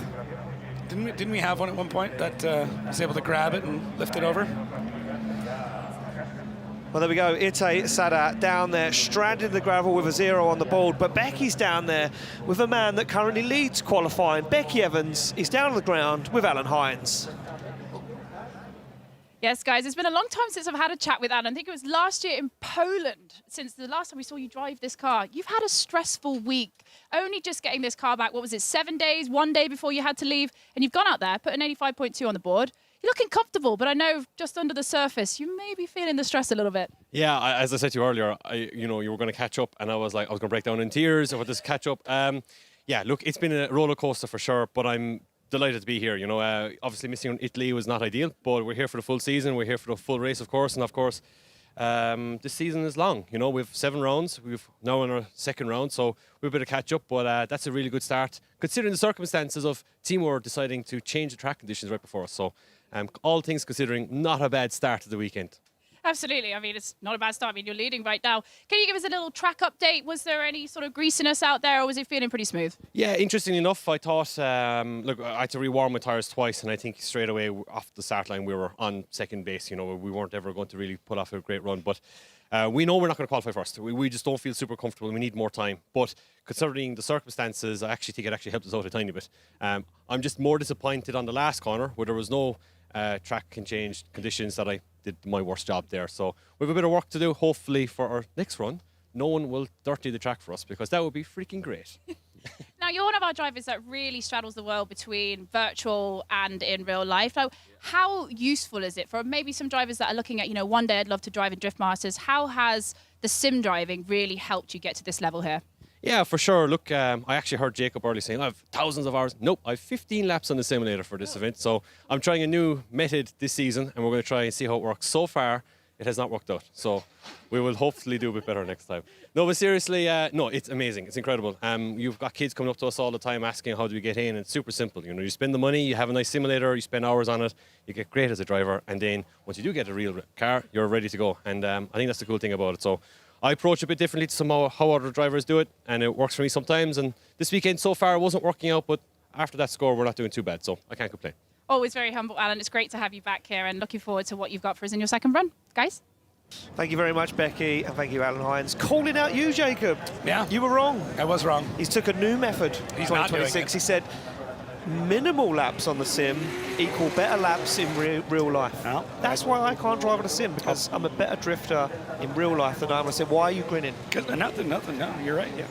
My trophy cabinet says differently. Yeah. We still got to build it, but yeah. There's too many to house. That's the problem. Oh, is that it? I need another house, yeah. I mean, I get it. Like, the world's best dad trophies definitely stack up They after do, a while. yeah. Too bad there's no drifting trophies in there, but yeah. One day we will have a drift battle between me and Jacob. You're all welcome to come along and commentate on that. I've been dropping hints to these drivers where I'm saying, listen, I think I would appreciate the sport more if I got into a pro car. I mean, You're just trying to borrow a pro car. I am, and but everybody in the paddock keeps telling you to get out of I their know, car. they keep telling me to leave. Yeah. I mean, you need to build your own. I mean, car. I got in Randaloo's, and he also told me to go. told you to get out. Yeah. But listen, maybe we can convince them. You and I can go head to head, and then we'll have a better appreciation as to how difficult these cars really are. That would be good. I think it would make for great content. It would. It would make great video content. Yeah. Well, there we go. Down there, our track star. Oh, look at how nice he is. I thought he was doing the tarps to check his car. I was like, oh. He's not helping clear up the No, track. That's not his job. No. He's worried about that very, very expensive all-carbon fiber car. Yeah. So Itay Sadeh down there, the car out of the gravel. And now trying to get that car recovered back to the paddock. You can see down there on the track our technical advisor, Maciek Polody, just having a chat with Itay. Itay's going to get towed back. No major damage on the car that means he can't get recovered by being towed back in, so that's good. He probably won't want to run the car after being deep into the gravel. Those stones would have been everywhere inside the engine bay, Jacob. Yep. Not the first thing you want to do is fire up the car again. No, he'll be finding those inside the cabin for a very, very long time. Certainly will be. Yeah. Well, there we go. Beautiful scenes here and around the circuit in Madrid. Circuito del Jarama. As the staff there just pulling back those tarps, getting that track ready for the next person to come up to the line. It will be Teemu Asunmaa from Finland, making his Drift Masters debut as a full-time driver at round 1 in Valencia. Doing a very, very good job, this man. 6-time rally champ in Finland. Wow. That's impressive. That's good way of transferring the skills over from rallying to Yeah, I drifting. think there's a skill path that goes that way for sure. I mean, we've seen it with a number of drivers, right? Oh yeah, 100%. Yeah. I mean, look, his first season of drifting was 2025. Yeah. So he's brand new to this level of driving, but look, done watching well. him in practice, he fits in right at home. He looks very, very confident. He's very competent in the car, and it's an unbelievable piece of machinery. He has him that BMW M2 M50 Turbo, 880 horsepower, doing a good job as we see there.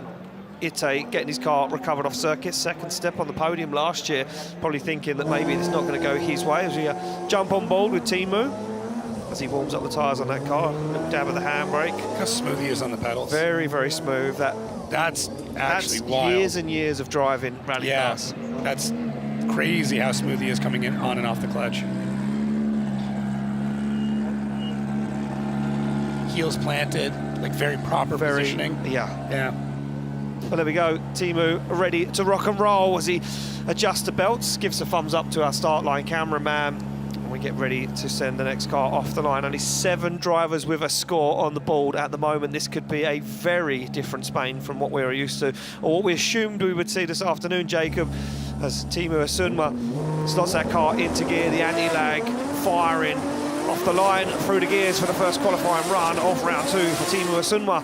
Fires that car in, good initiation, very, very wide though, drops the wheel over to the gravel, holds onto it. It's super early in to outside zone 4, but stands on the accelerator as Asunmaa now looks for that outside zone, picks it up beautifully. Asunmaa on a flyer, very deep there, dials on the angle, big clutch kick, just misses that inner zone and touches the outer one very late.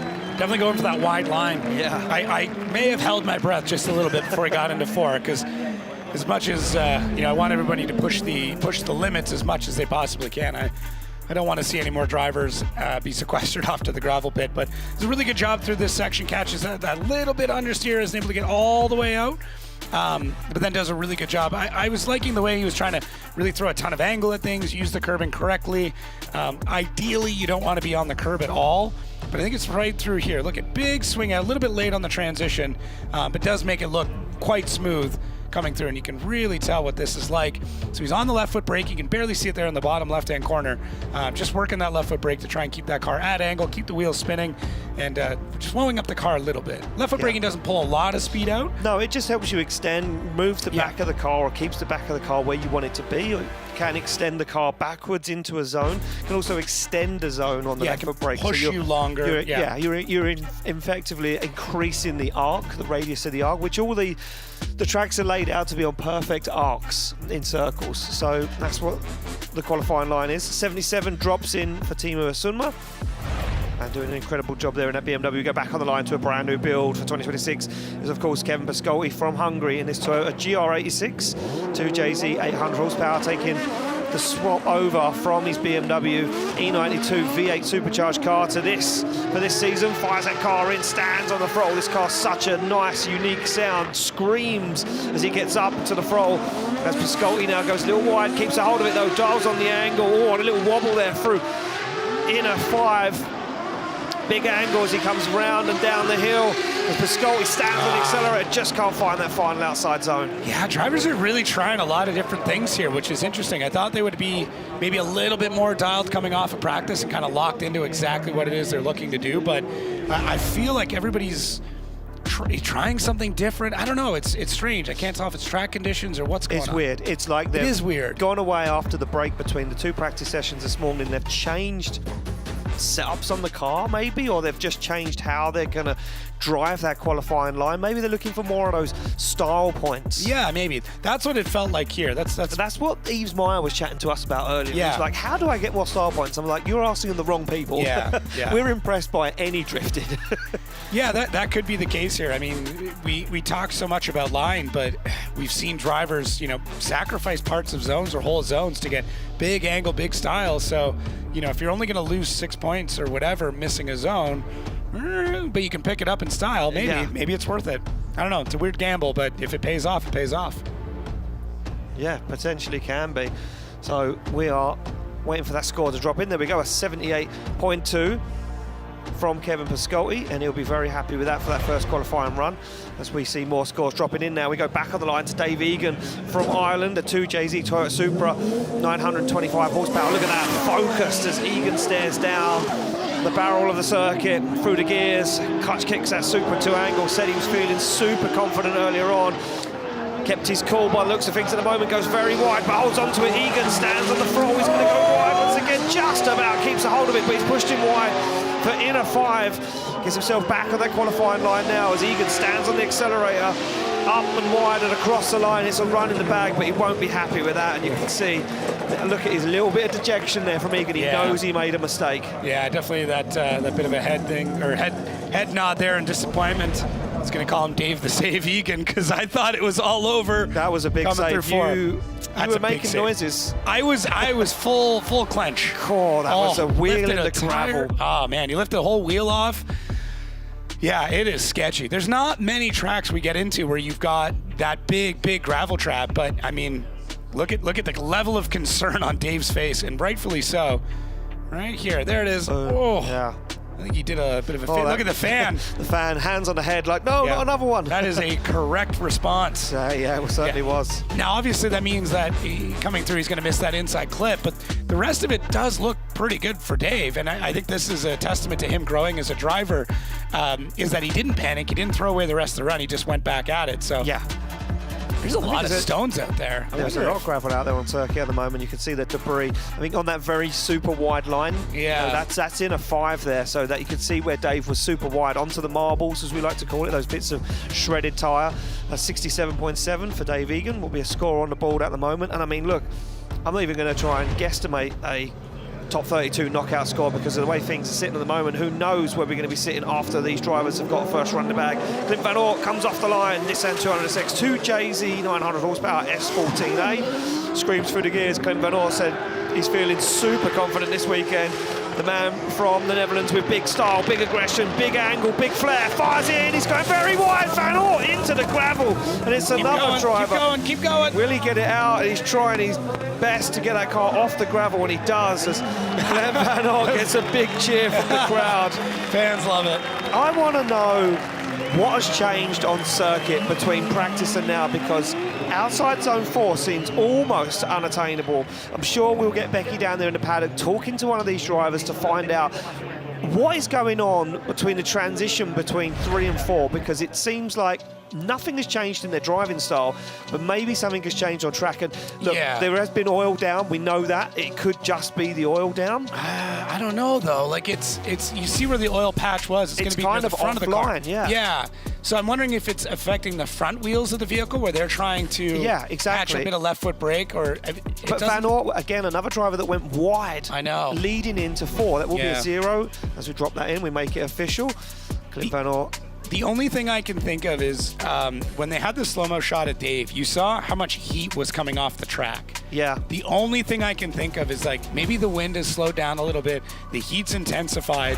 I mean, I feel like the UV here is a little bit higher. It's hard to explain.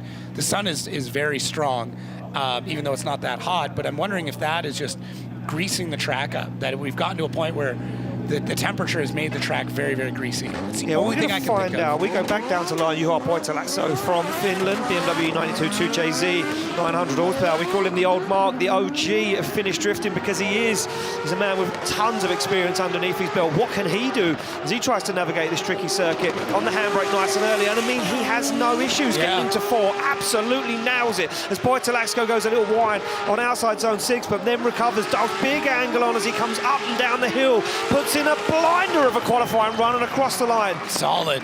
Absolutely and that throws solid. everything out the window that we thought was wrong with the track. Yeah, it's man. Because the front wheels there for Poitalasso are dead through that line. Yeah, it's right through that oily section. You can see it. He is on where that oil drop was. It looks good. Left foot brake holds through that section. His line's incredible. He's not making a ton of corrections. He actually throws a bunch more angle before getting into the last part of this track.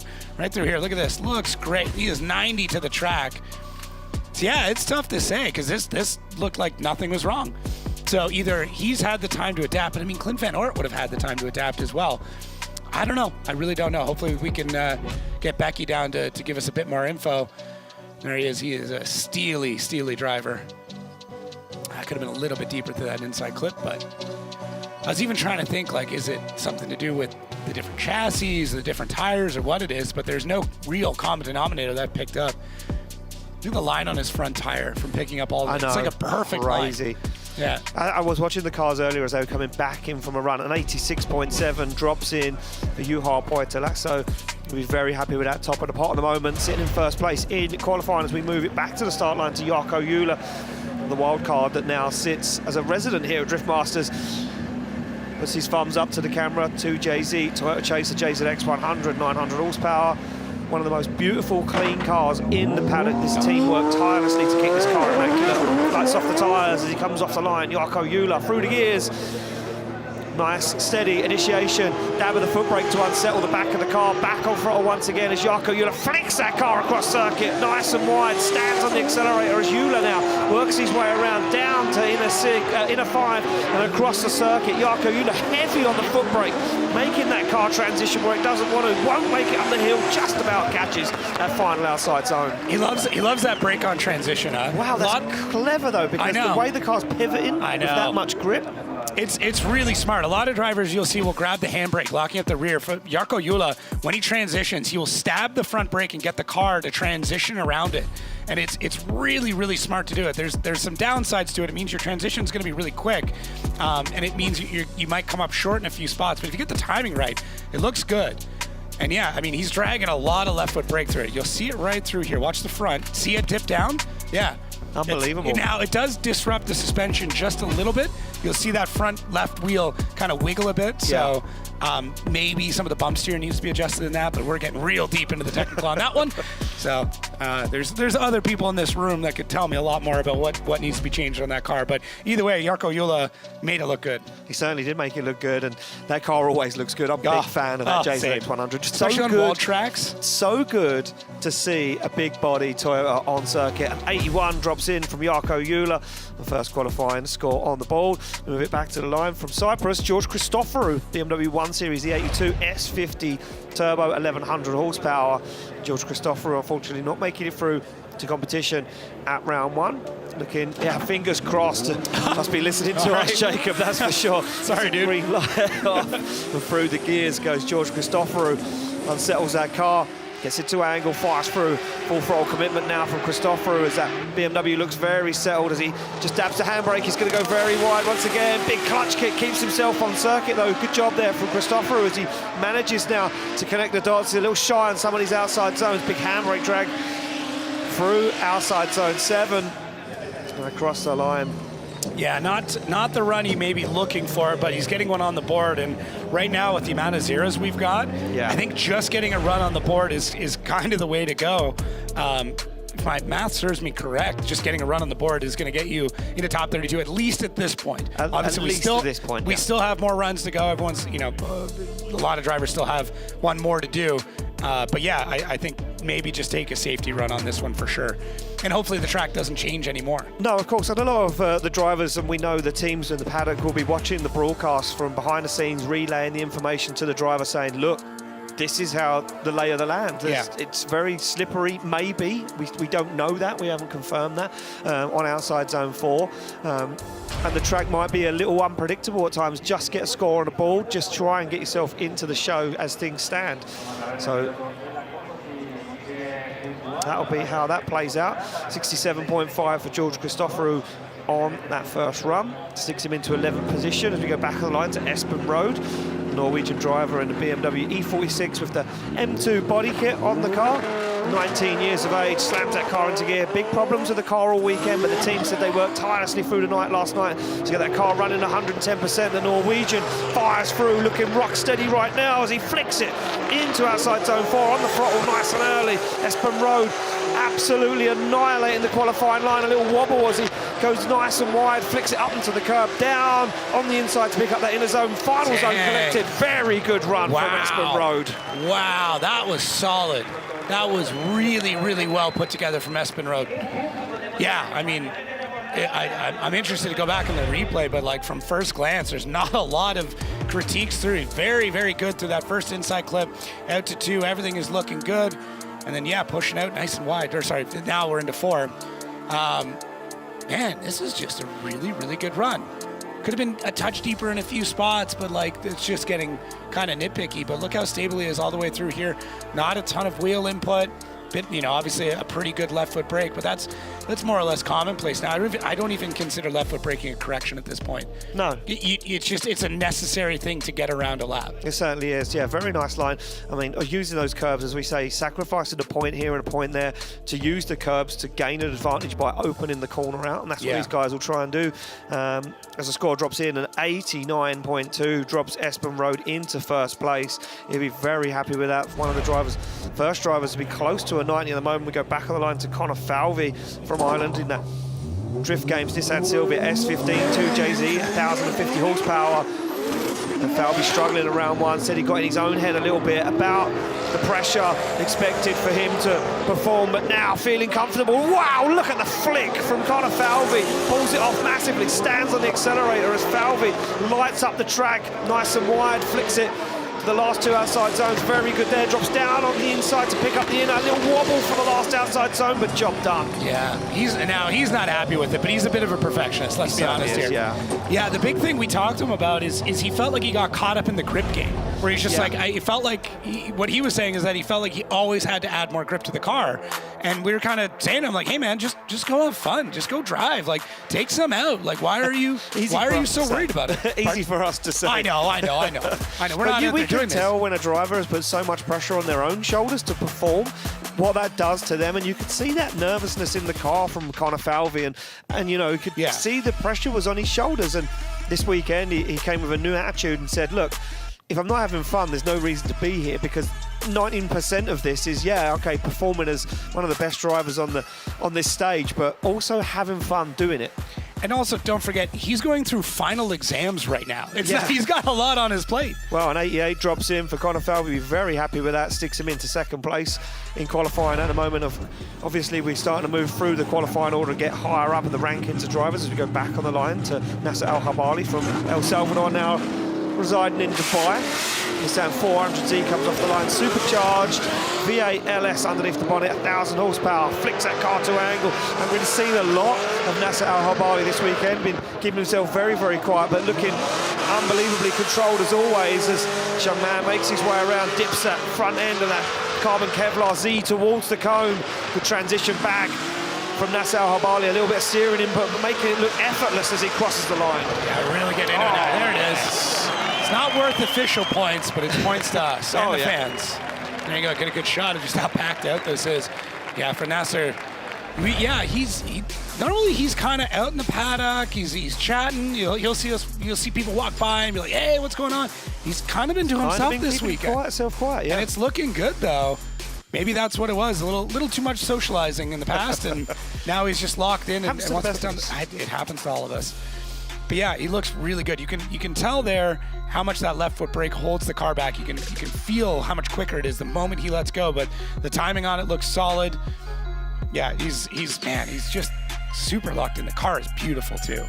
I wasn't sure about the color combo at first, but the more I look at it, I'm like, man, I really like that. I really like it. Yeah, such a good-looking car, and really good to see a fresh chassis out on circuit as well. That 400Z doing work.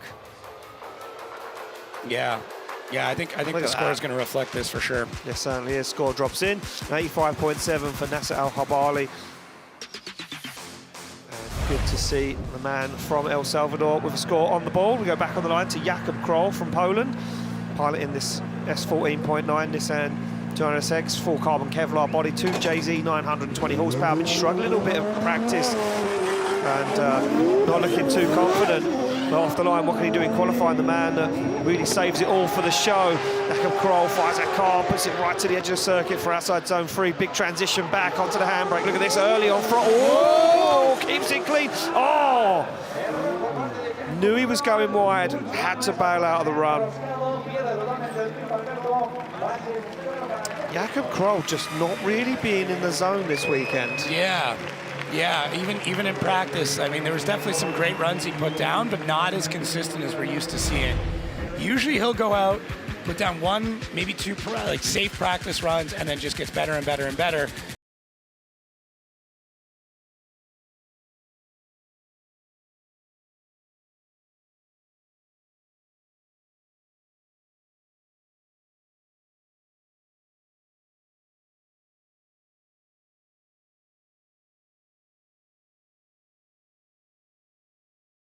Jabbed the handbrake to try and control it. Car still didn't react, so he got out of it super early. We go on the line to Harry Kerr from Ireland.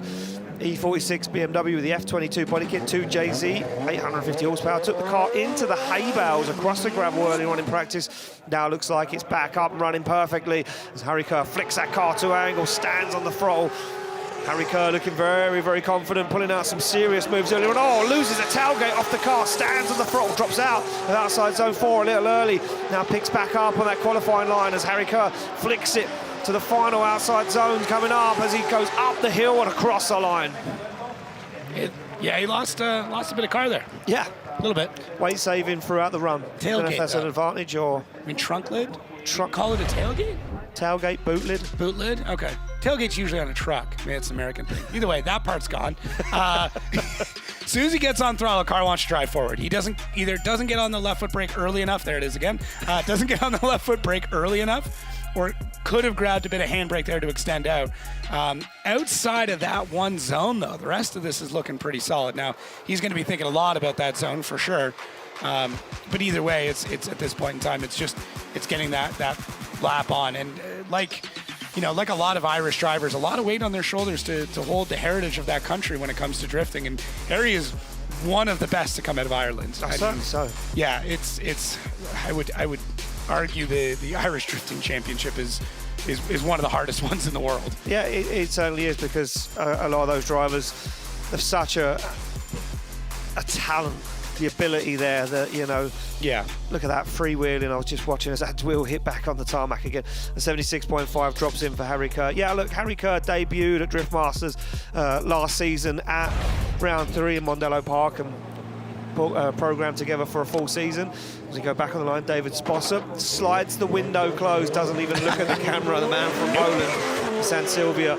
There's 15.2 JZ, 920 horsepower, comes off the line. Sposser, big flick, different approach, stands on the accelerator. Oh, big wobble as he comes through that inner 2, fires the car to angle for outside zone 4 on the handbrake, slows it down, back on throttle nice and early. As Sposser puts the rear wheel towards the white line, now starts to clean up that perfect qualifying line. Transitions back across the circuit, in to that second to last outside zone, stalls the car up a little bit on the throttle and across the line. Yeah, that's a strange one. It's tough because that wobble is not necessarily part of line. No. It would affect things like style and I mean, fluidity is basically gone at that point in time. But yeah, that's just spooky for any driver to start off with. And we see some more signs of it a little bit later on through the rest of this. I mean, where he's hitting the zones, he's absolutely crushing them. Even coming through this inside clip, look at that, right on the edge of that, all the way out to the edge of the track there. He'll go all the way out to the edge of the track here. Look at that. So it's weird because where things are good, they're phenomenal. But where things are not good, it's going to be a little bit scary for him. So we'll see how the judges come up with this. I think, line score is not going to be too bad, but I think he's going to lose quite a few on the style side of things. Yep, so we'll see that drop in a minute. We'll be able to See if you're right, Jacob. I don't know. The numbers don't lie. No, they don't. And I just guess. Well, there we go. Score drops in a 78.5 and style 12.5. Yeah, you were right. Yeah, I'd say the fluidity was the big one on that. Yeah. Back on the line to Oliver Randlew, the man that stood on the top step on the podium at this event last year. Can he replicate that here in 2026? He'll be definitely hoping to. He's looking cool, calm and collected yesterday when we had a chat with him, Jacob, but what's he feeling right now? He's in the car and the pressure cooker's turned up as Randlew flicks that car to outside zone 4 on the throttle nice and early. Randlew drops out of the outside zone a touch early. Puts the back end towards that qualifying line, fires on big angle as Randlew stands on the accelerator, looks for that final outside zone and across the line. Yeah, he's looking comfy right away, and there's going to be a level of confidence immediately. Yeah. Like, you know how well you did here last year, so you're just going to come in and drive so much harder than anybody else is because you're like, wow, I've already proven it, now I got to do it again. But yeah, this is a really, really good run all the way out. Great commitment all the way through here, all the way through 4. Comes out of it just a touch early, but it does set him up really well for 5 and out to 6. Look at that. You can tell. I mean, when you see that puff of flour coming up, you know that they've absolutely aced that line. You should make all the zones like that with little fireworks or something. On everyone? Yeah. You're not asking for much, are you? No, it's Second fine. year. I know. It's our 1 year anniversary. It's a by the 1 year way. anniversary I know, today, yeah. Yeah, the flowers are late. I don't know what happened, but they're on the way. Yeah, they're on the way. Yeah, Oliver Randlew though, he's looking really good. He certainly is. He's looking good, looking confident. That's what I liked yesterday about Oliver when we had a good chat with him. It was part of our intro video, and we had a lot of fun with him and his crew down there. He was feeling confident. An 80.7. Judges not liking it as much though. I'm trying to see where he lost out there. Missed the score. Breakdown, but trying to see where he lost out. We go back on the line. Simon Olsen from Norway, S14.92 JZ, 1130 horsepower. The man crewing with James Dean this year for a full season. Comes off the line through the gears, removed the spoiler after practice, maybe to lose a little bit of that downforce as he fires that car now in to outside zone 4. You see that front bumper dip down as he slams on the foot brake, now back on the accelerator again.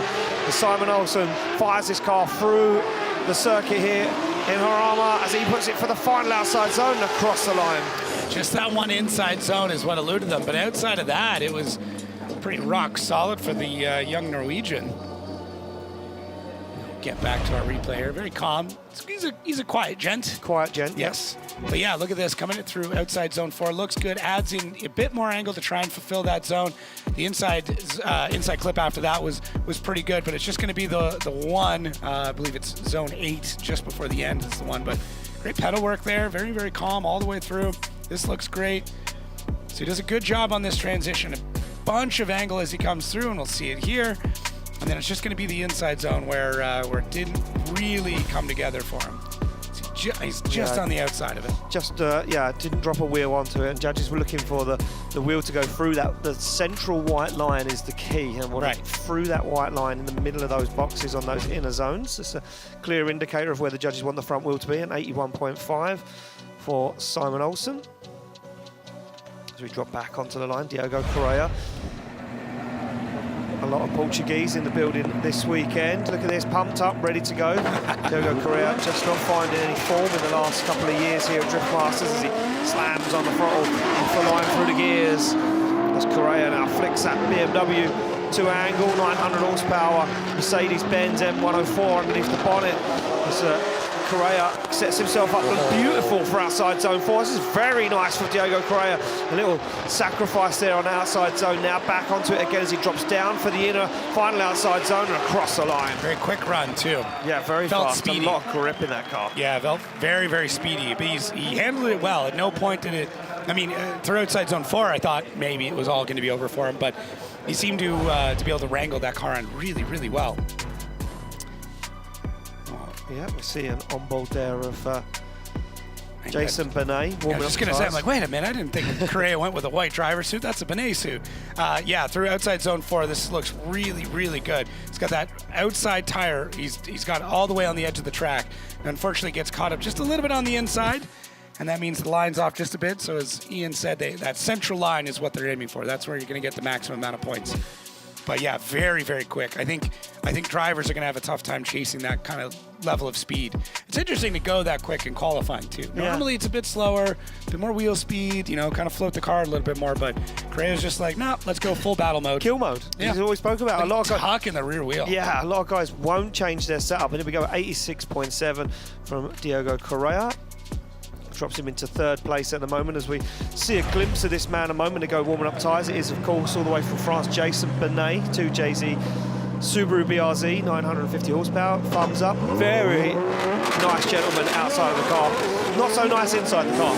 Absolute kill mode, beast mode engaged for Jason Benet as he absolutely hammers that car to initiation. Benet, very wide line, fires that car at big angle as he suspension picks up as he stands back on the throttle again. Benet down on the inside, back up across. This is super fast from Jason Benet. Big angle on the outside zone, misses the inner for the final outside zone and across the line. Oh, man, a lot of drivers struggle with that inner. Hooked up. Yes, very, very much so. Super, super calm back there, though. Yeah, right through the gate. I mean, really quick, snappy initiation. I like that. I mean, floating the car all the way out can look really, really fun, and it's exciting. The downside with it is you can lose a lot of speed that way. And really, the beginning of this run, the name of the game is just going to be as much speed as you can possibly get. Like, how many drivers are left foot braking before they go in there? That was all 4 brakes locked at one point there going into that zone. Yeah, made it look all right, though. Oh yeah, look at that. He is up. pushed into the seat too. And then looking super far ahead as well into the next zone. Does a great job. Head movement is key there. Good transition out. He's going to know. Yeah, he's going to know immediately. He knew he missed that inner and hand off the steering wheel. He's like, He knew that was a good run to that point, though. That was a little more Italian than French, but he knew immediately. That was unbelievable. Score drops in at 87 for Jason Benet. As we say, real nice guy outside the car. When the visor's down or when the helmet's on, absolute beast inside the car. He's a driver I need to spend a bit more time with. Yeah, he's a good guy. I spent a lot of time with him. Benediktas Cirba on the line now from Lithuania, Vilnius. BMW G42, 2JZ, 900 horsepower. And the man that shows no emotion, but absolutely killer inside the car is this man as Cirba now fires down. Look at that, almost trying to pick the front wheel up. This car looks so aggressive as Cirba stands on the accelerator right to the edge of the circuit. Cirba fulfilling all of the zones. Perfect qualifying line at the moment for Cirba. Dials on big angle, down on the inside, up to the wide line, across the line. Cirba is on an absolute heater right now. That is an insane run. Cirba, wow. It's fast. It had a ton of angle. It was all the way out to the edge of the track. This is going to be interesting when it comes to the score. I try not to call it too early on these, but I think this one's going to be up there, if not all the way up there. But yeah, Cirba looks great. He's figured this line out. Like if you miss part of 4, if you come out early, 5 and 6 are done. Yeah, they certainly are, because it puts you on that wrong line and it kind of leads you away, or if you stay in it too long, you go wide for the inner. If you come out of it too early, you go too deep on the inner. It's such a technical track to get right, and every single movement is so hard. Look at that, the car absolutely gripped to the moon. So angry looking too. The front of that car is stunning. Yeah, like the nose. Yeah, you know that front upper grille looks like it looks like it's trying to bite livery, you. I know the white lines on the bonnet hood. Yeah, chef's kiss. and honestly, underneath the bonnet of this car is like brand new. Yeah, it's immaculate. So clean. We'll wait for the score to drop in. An 89.5. Judges not liking it as much as me and you, that's for sure. But still that's fair first. enough. We're still not first judges for now. Yeah, still first for now. Drops him into where he wanted to be. Back on the line, Marco Zaccaril. Engine change overnight. Dropped a valve in the cylinder head of this Volkswagen 4-cylinder 2-litre engine.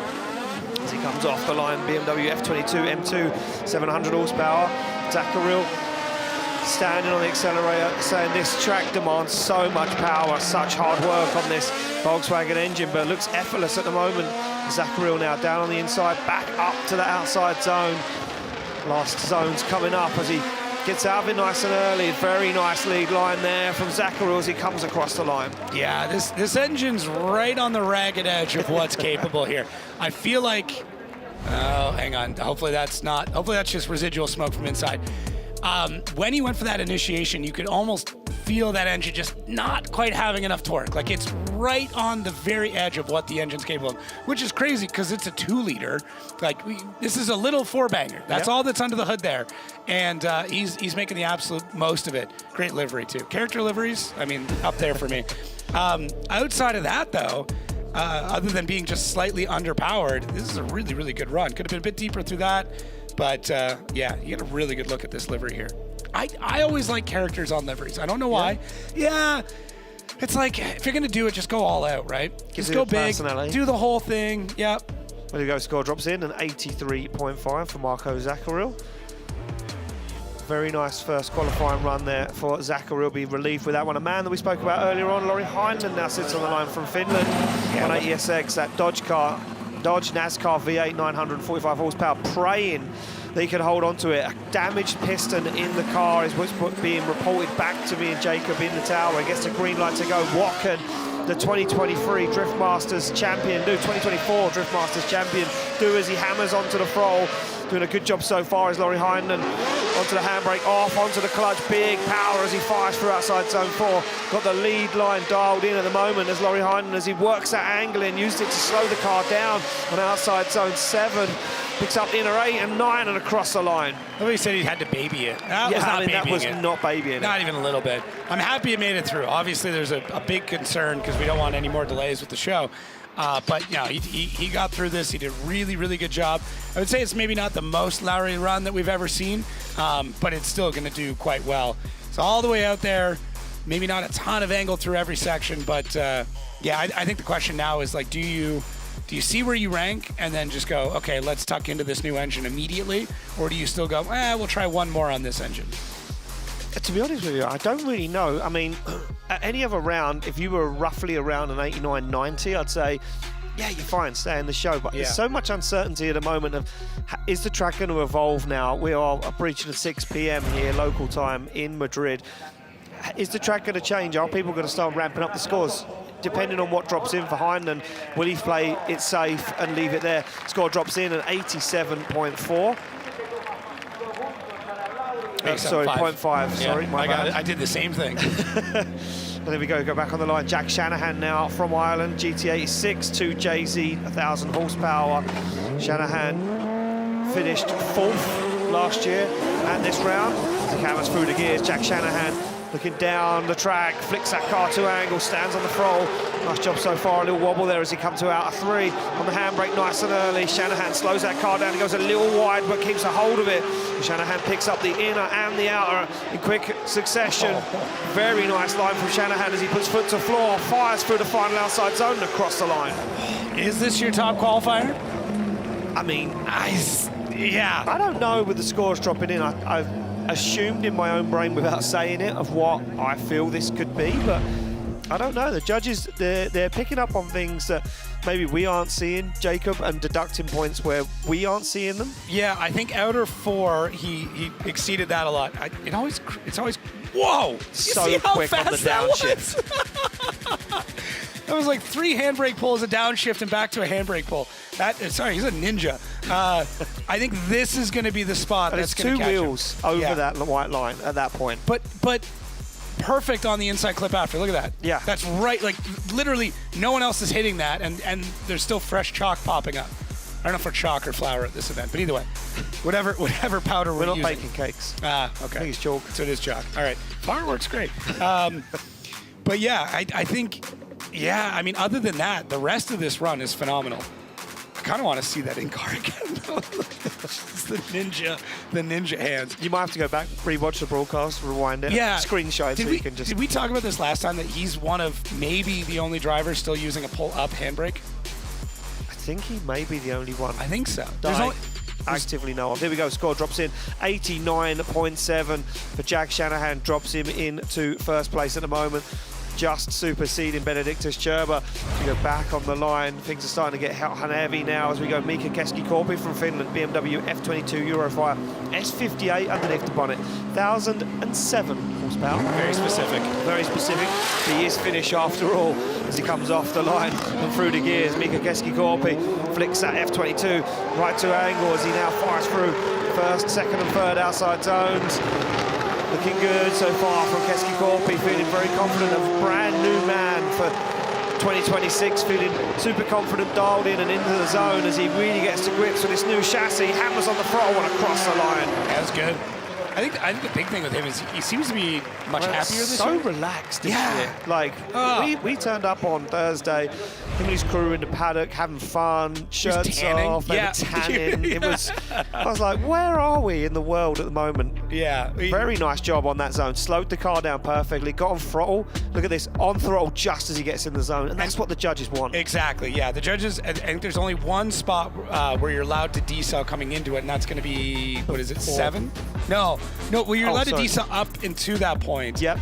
But in 7, right here, Decel before and during, and you're allowed little bit. A little bit. Yeah. I think they're allowing like 50 centimeters of decel in the zone. It's not a lot, but yeah, he does such a good job. It's like he knows, like, okay, we're in the zone now and back on throttle. Yeah, exactly.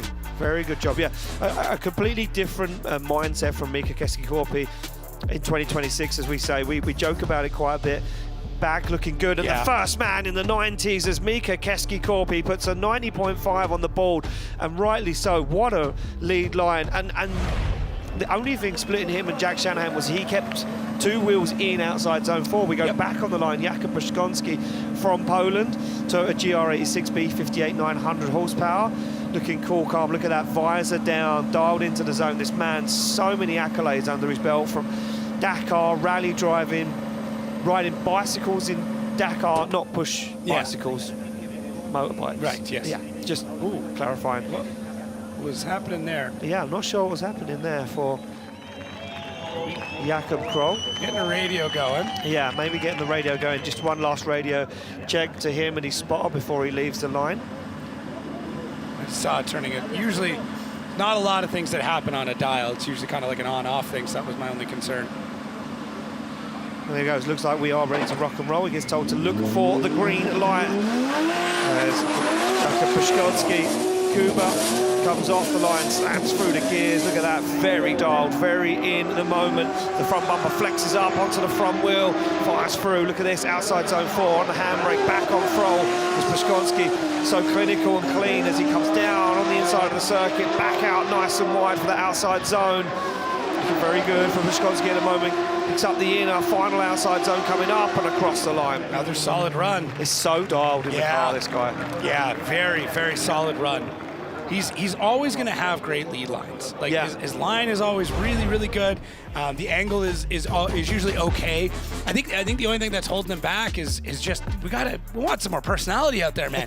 Just sling that car and go for some big angle. Try for a nasty transition, but it's that just consistent, really good scores all the time. Yeah, same thing. I think he's too controlled to do that wild flare flick. Yeah. He's too in the zone, and we mention it quite a lot. He's always very calculated. Like, the lead lines are so trustworthy. Yeah. You know exactly what he's going to do, when he's going to do it. And I think, unfortunately, that's sometimes the downfall of Jakub Przygonski in top 32 battles, because drivers have worked him out. They're like, we know he's going to be absolutely planted the whole way through. He's not going to play any games. There's not going to be wild angle thrown on unless there's a mistake. And that really, unfortunately, is what I think has been stopping him from winning a championship. And look at this, as a 91.2 drops onto the ball for Jakub Przygonski from Poland. So strong, looking so good. The man, that Red Bull Toyota GR86 going onto the line. HGK's very own Nikolass Bertans. Knick-knack. The talk of practice. He was. Everybody was talking about his runs. Again. Yeah. Yeah, they certainly were. Through the gears, carbon Kevlar, BMW United 2. Wow, what a snap to angle from Nikolass Bertans. Looks like he's got that initiation dialed in. This car is hooked up to the 9s. Big angle fired on, drops out of the outside zone a little early though, as Bertans now finds the edge of the circuit. Flicks it back across, looks for the inner, drops that car down, but doesn't collect it. Final outside zone, gotten across the line. I just got to stop talking about drivers ahead of time because I'm jinxing it. But yeah, the big talk was honestly how fast he was. And he was doing, I would say, out of 5 runs, 2 of them, he'd have a perfect line with absurd speed. And then every once in a while, well, the rest of them, we would get something like this, where he's still very, very quick. He's still really, really aggressive, but he was coming out of the zones a bit early. You can see that through 4. He's about 3/4 of the way through, gets back on throttle. And listen, any HGK car is going to be insanely quick. Yeah. That wheel locked off the tarmac. Unbelievable. Yeah. These cars are so fast and they make so much power, and I mean the power band on them is gigantic. They're just always making torque, and that's one of the best things about them. The downside with it is, like, if you don't time that launch perfectly, you're going to come out of the zone a bit early or a bit late. And I think that's more or less just what happened here. He got on throttle just a touch too early through outside zone 4, and it kind of threw him off for the rest of the zones. I don't know if you've seen the intake on this thing, but it looks crazy. Looks like military. Yeah, it looks like a tank. Yeah, it's crazy. All nuts and bolts holding it together. Big CNC'd aluminium part. Yeah, like 100 bolts. Yeah, I just love it. Yeah, good. Scott drops in. It'll be an 85.5 for Nikolass Bertans, the man from Riga. We're visiting his home track in just a few rounds' time. Go on to the line for Kevin Pesur from Estonia. BMW M2 G87, M50 turbo, 1,000 horsepower. As he rips off the line through the gears. 3rd step on the podium here last year in Spain. What can he do this year? Can he go 2 steps higher and take that top spot as he flicks that car across the circuit on the handbrake nice and early, adjusts the angle of the car. You can see the front wheels move ever so slightly as Pesur now flicks that car in to outside zone 7. Down he goes for Inarray, back up the circuit for 9 and across the line. Here we go. Yeah, we're into the pointy end of the grid right now, and it's really starting to show with how good these lead lines are becoming. And I think a lot of it is going to be for they're flirting with disaster, because every driver at this point is right on the edge of the track. We've seen the drivers that get it just a little bit wrong, and then we're fishing them out of the stones. But yeah, Kevin Pesur all the way through, looking very calculated. We're not seeing a lot of corrections. You know, that front wheel's not moving back and forth. He finds that angle, he locks it in. Look at all the way through here. Just little bits, little wiggles, just to make sure he gets that inside clip and then back out. And that's all it is. Those small corrections are just trying to get the front end of that car down to pick up that inner. He was a little shy on it, and he was a little late to outside zone 9, so maybe not the perfect lead line. Yeah, we're splitting hairs here. No, but we need to at this point. Like, we're into the 90s. If we want to keep being in the 90s, it's going to be those hair-splitting moments that are going to keep us there. Only one headlight. I just noticed that. One headlight? Yeah, well, he's got just the cover there. Oh, there we go. An 89.7 drops Kevin Pesur into 3rd place at the moment, drops Jack Shanahan down into 4th. So an 89.7 for Kevin Pesur. We go back on the line to Juha Rittinen from Finland, Toyota GR86 2JZ, slams that car into gear. Laser focused as he stares down the circuit, long running. They hammer through the gears into 4th gear, flicks that car to angle. Onto the throttle goes Juha Rittinen as he now lights off the tyres down into outside zone 4. The back of the car pops up on the handbrake, pops up once again as he stands on the accelerator. Juha Rittinen getting it worked out. Perfect line right to the edge of the circuit as Juha Rittinen, can he work his way down the inside? He certainly can. Rittinen up and into 9 and across the line. Wow, that was beautiful from Juha Rittinen. Super, super clean. Even on initiation, he just like floated the car out. There was no big snap, there was no big handbrake. It's like he knew exactly when the wheels were going to break free and just let the car go to that point. And then through the rest of this run, he's just very dialed. You know, gets out to 4, gets the car settled in, locks it in all the way through. Comes in through this inner, through 5, and then, but like, same thing. Left foot brake, once again, it's going to happen. You basically need to make that arc happen. But he's nailing the inside of that zone. It's almost so clean, it's borderline not impressive, because he doesn't look like he's struggling, right? Like, oftentimes we see a run, you see a guy kind of battling it, making sure the car gets all the way out, and we're watching, I'm like, oh man, that's such a crazy run, but it's just very, very clean. Very, very clean indeed. 89.2 judges also liking it. Style was lacking a little bit there. A few style points missing. We go back on the line. Speaking of style. Talking about style, a man that's definitely got it. Look at this, driving away inside the car. Dwayne McKeever, the Northern Smoke Machine. The Mercedes Nissan 180 SX RB26, 1,000 horsepower, flicks that car to an angle. And the Northern Smoke Machine absolutely dialed in and hooked up to 100. Oh, nasty transitions from Dwayne McKeever as he's bringing the style in bag loads right now. But can he bring it on that perfect lead line? Looks like he's got it in the bag at the moment as McKeever hammers onto the front. Oh, misses the inner, collects the final outside zone across the line. He's an outer zone driver. He's not an inner He's zone not an driver. inner zone driver. No, he's all about the outers. No love for those inner zones. Nah, he's like, let's go to the edge of the track, not the inside of the track. Yeah, it comes out. He's getting more and more comfortable with this car. Obviously, this is a little bit different than what he was going for originally, but yeah, I mean, same thing, just looking good. Inside clip seems to be the one part that he's more or less struggling with, and it sounds weird to say, but if he threw a bit more angle before that point, he would have been able to make it in there. But then I wonder there, you see the front of the car as he come off of outer zone 7, the front of the car was skipping. Watch this, right look, there, the front of the car's bouncing like a lowrider across the circuit, and I wonder if that affected the steering and Dwayne couldn't make his way down to collect that inner. Because it wasn't grabbing to pull it forward. It was popping the car up and down. That's just how much grip they've got dialed in, and as we say, 20 past 6 now here in Spain. The sun's still shining, still very warm out there on circuit. That side skirt dragging. There you go. Look at that, right on the white line. It's crazy, like this camera's picking that up. Wild. 83.2 for Dwayne McKeever.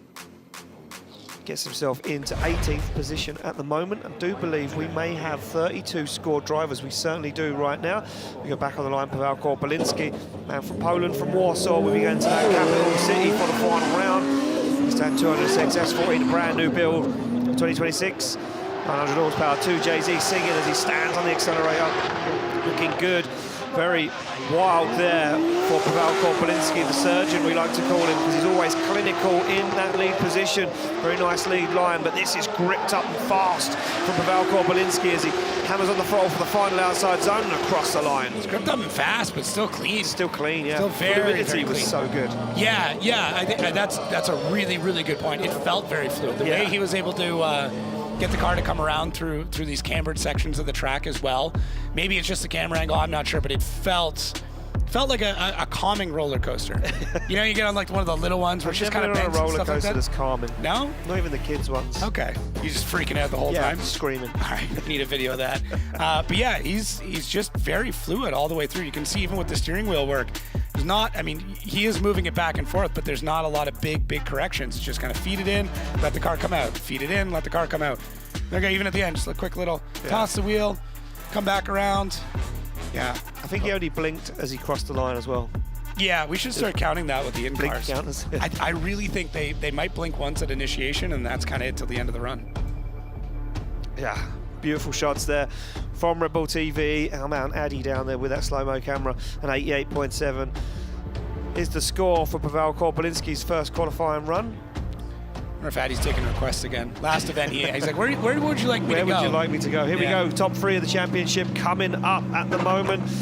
Viensek sits on the line in this Toyota A90 Super 2JZ, 1,000 horsepower. What can he do as he makes his way off the line? Big flick across the circuit for Viensek, and it's beautiful at the moment. Viensek now fires in to outside zone 4, stands on the throttle, fulfills all of outside zone 4, brings the nose of that Super down into that inner zone. Good transition back from Viensek as he looks for that inner clip. He's got this track worked out 100% and across the line. That is absolutely textbook. Yeah. Do you expect anything else though? No.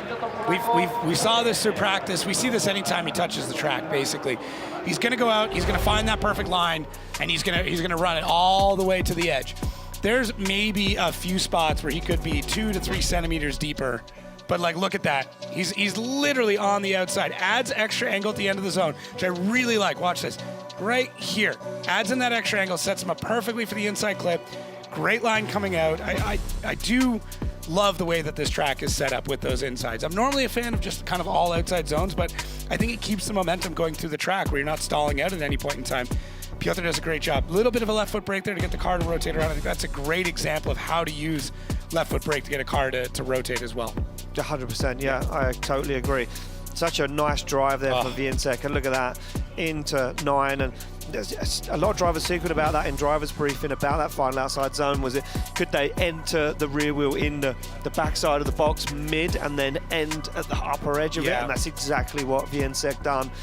It'd be very tough to like be on the line all the way through. All the way through, box. especially from the inner. Yeah. It's kind of a unnatural line. Wow, a 93.7 for Wieniecek. He sets the bar through the roof at the moment and asks the question to the rest of the drivers on the grid.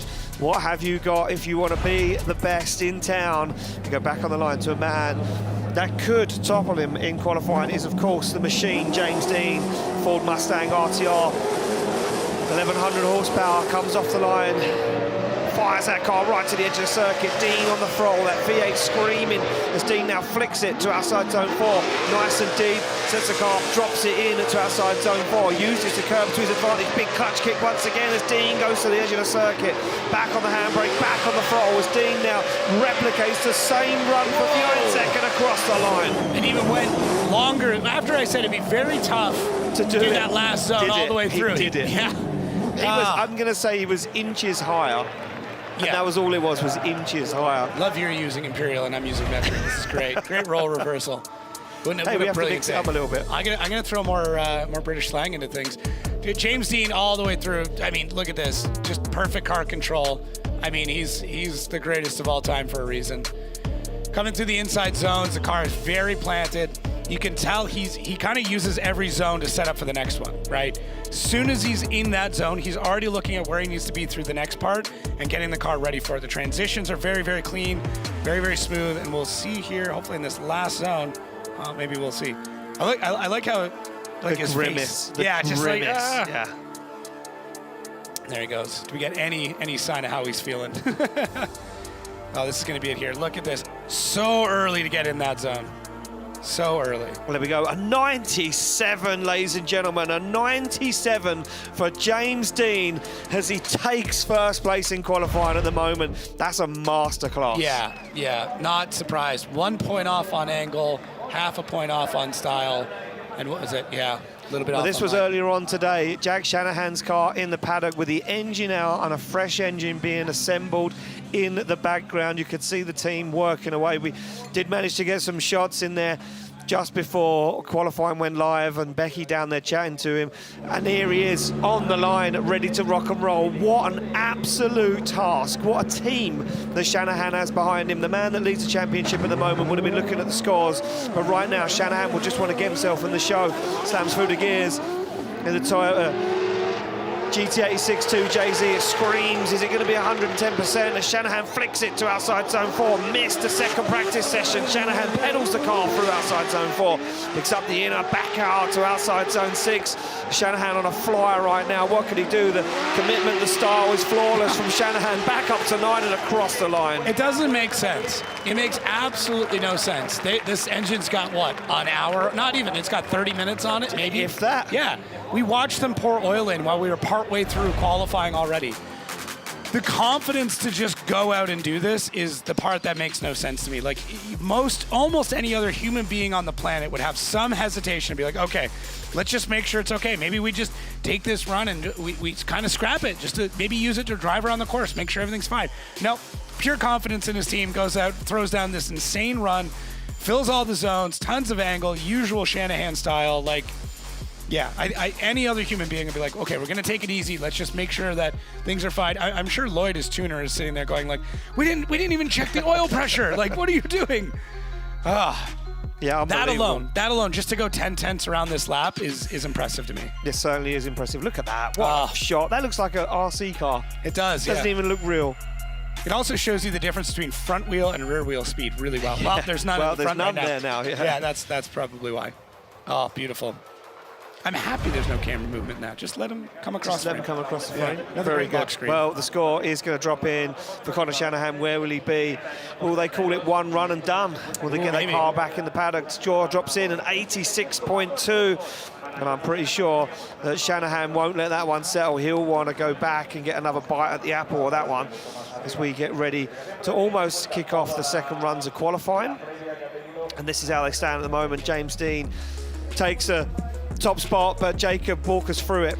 Yeah, I mean, Piotr right behind him, Jakub Przygonski behind that, Mika Keski-Korpi, Kevin Pesur, and you can see everybody else starting to file in. Those mid to high 80s are really, really tough. I mean, some pretty close runs there. Lauri Heinonen with an 87, and as we start to move down, it's going to be 80s are where our cutoff is going to end up being. So there's a lot to talk about here. It's a pretty tight run. Before we get into this, I want to talk to David Nikolass. David, we see a lot of low scores leading up to this, only a few high in the 90s. Where are drivers getting it wrong before they head out for the second run of qualifying? This track is very long. It is very easy to make a big mistake, and the mistakes are just adding up. So there is no crucial part where you are missing the points. Yes, for sure. The place around AutoZone 4, that is very crucial. We saw cars flying out, so it looks that to stay in that zone nicely throughout the whole zone, it is very difficult. And then the crucial part is also the last part of the track, coming into the last corner, make the braking correctly, and going fluidly to the finish line. Thank you, David. Just wanted to get that cleared up. I was just wondering in my mind, I'm seeing the scores a little lower. I'm wondering what's going on. And then we see the big scores, and I'm like, we see the big scores. We know why they're big. Why are the other ones so low? Well, there we go. We found out. We go back on the line to Adrien Cabanillas from right here in Spain, BMW 82 2 Series, a young man, 17 years of age. What can he do? The scores have been set, the bar has been raised, and what can this man do? 36th at the moment in qualifying. As you see a lot of guys out of the show now. Drops out of outside zone 4, Jacob, and that's not where you want to be. You need to be up deep on 4 along that perfect qualifying line. Fires in to the final inner and the final outer and across the line. I don't think he's going to improve, and I think that's going to be the last we see of this young man this weekend. But tell you what, keep your eye on him. Remember the name, because I'm sure he's going to be back at Drift Masters. Yeah, at 17, he's got a lot of room to still grow within it, and it's tough. I think some of the fears were gone on this run. Just unfortunately not able to get all the way out to 4. The rest of this run not looking too bad, but that is a big section of track to be losing points on, so it's not going to be great. And we just heard from David Nikolass, who said that is the zone. Yeah, that is outside zone 4, and that an inner 8 and outer 9. Yeah, that line is crucial. Yeah, and I agree. It really does set you up for the latter half of the run. It's kind of like the super high speed before you get into 4, and then it's like 4 and everything else after. Exactly that. Well, there we go. As we see him make his way around the circuit, I'll never get bored of these slow-mo shots. Do we have 2 cameras now? Maybe. Wow. I mean, you put in a big request after Italy. You were like, this is what I want. It was a very long email. It was a long email, yeah. I You know. CC'd me in, I just deleted it. There we go, score drops in, a 64.2 is a slight improvement, but he won't stay in the show, unfortunately. We lose the young man from Spain, but so great to have him on the grid this weekend, and we look forward to seeing him once again. We go back on the line to Joao Vieira from Portugal, a 64, again, BMW E46, 2JZ, knows where he needs to be. The cut-off at the moment, top 32, is a 74.5, so we're looking for around an 80, I'd say, to keep yourself safely in the show as he fires down. A little shallow on outside zone 3, a big handbrake drag before, and again another driver just creeping that rear wheel on the white line outside zone 4 as he flicks the car to outside zone 7. Now this is the fluid part of the circuit that David Nikolass was talking about. It nails that part though and across the line. Yeah, it'll be interesting to see if that's going to be enough. I'm not sure if he thinks it is. A little bit of a head shake there coming across for that young Portuguese driver. I mean, 21 as well. Let's take a moment here and realize we just saw a 17-year-old and a 21-year-old go across this track. Yeah, yes you are. I'm double his age. Yes you are. I am not. But he gets a little bit shallow through outside zone 4. He's collecting the inners pretty well, but that's such a tough spot. You got to remember, you're coming in there 160 kilometers an hour, yeah, and they go, hey, we want you on the edge of the track, but do not touch the gravel. Don't touch it. No, don't touch it there. That is not what you want to be doing. Because, I mean, the difference between a perfect outside zone 4 and disaster is what, 5 centimeters? If that. That's it, yeah.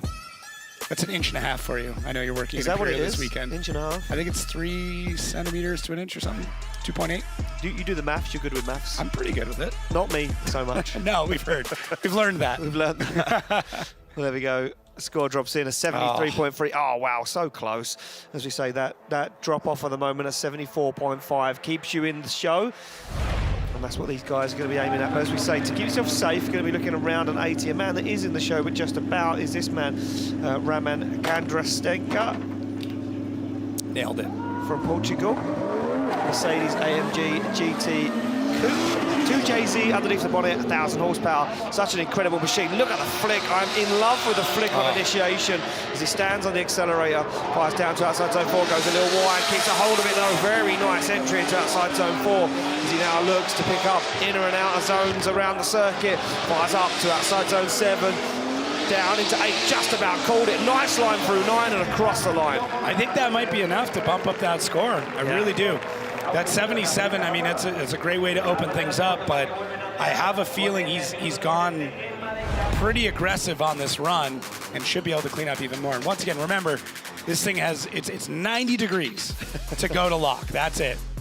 There's no real other road-going vehicles that are doing this. It's very, very wild. I mean, I feel like even an F1 car, you're going further than that. So beautiful, beautiful car. I can't get enough of it. I'm kind of happy there's no livery on it, that it's just a couple of sponsors. But yeah, an incredible vehicle. And I really do hope that he's able to make it in the show, because I think seeing this thing in tandem is going to be a whole other level of incredible. It's such a good-looking car. Oh, just beautiful. It's such a different chassis to see. I mean, of course, they are extremely expensive. Yeah, very for sure. rare. Yeah. So, not in my wheelhouse, that's for sure. No, that's for sure. Here we go, score drops in, and 86.7 definitely moves himself one up the order. And yeah, I like that run. It was very fluid. It looked like it flowed real nice throughout the circuit and didn't look awkward to drive, that's for sure. As he gets himself into the show, we go back on the line. Igor Denko from Spain. It's Ford Mustang RTR. Currently sitting on a goose egg, so he's gonna need to get a score on the board for this one. That's a lot of pressure. He certainly is, yeah. Spun the car going into outside zone 7 as he hammers through the gears. That V8 screams as he flicks it to initiation. Opens up the throttle when we get a pep talk from the man James Dean down there. That RTR camp in the paddock, looking real cool, collecting. Just about wanders in outside zone 4, but keeps it together. Looks for the zones. He just wants to get himself a score on the board, but it has to be a high one now as he collects the dots on the final outside zones and across the line.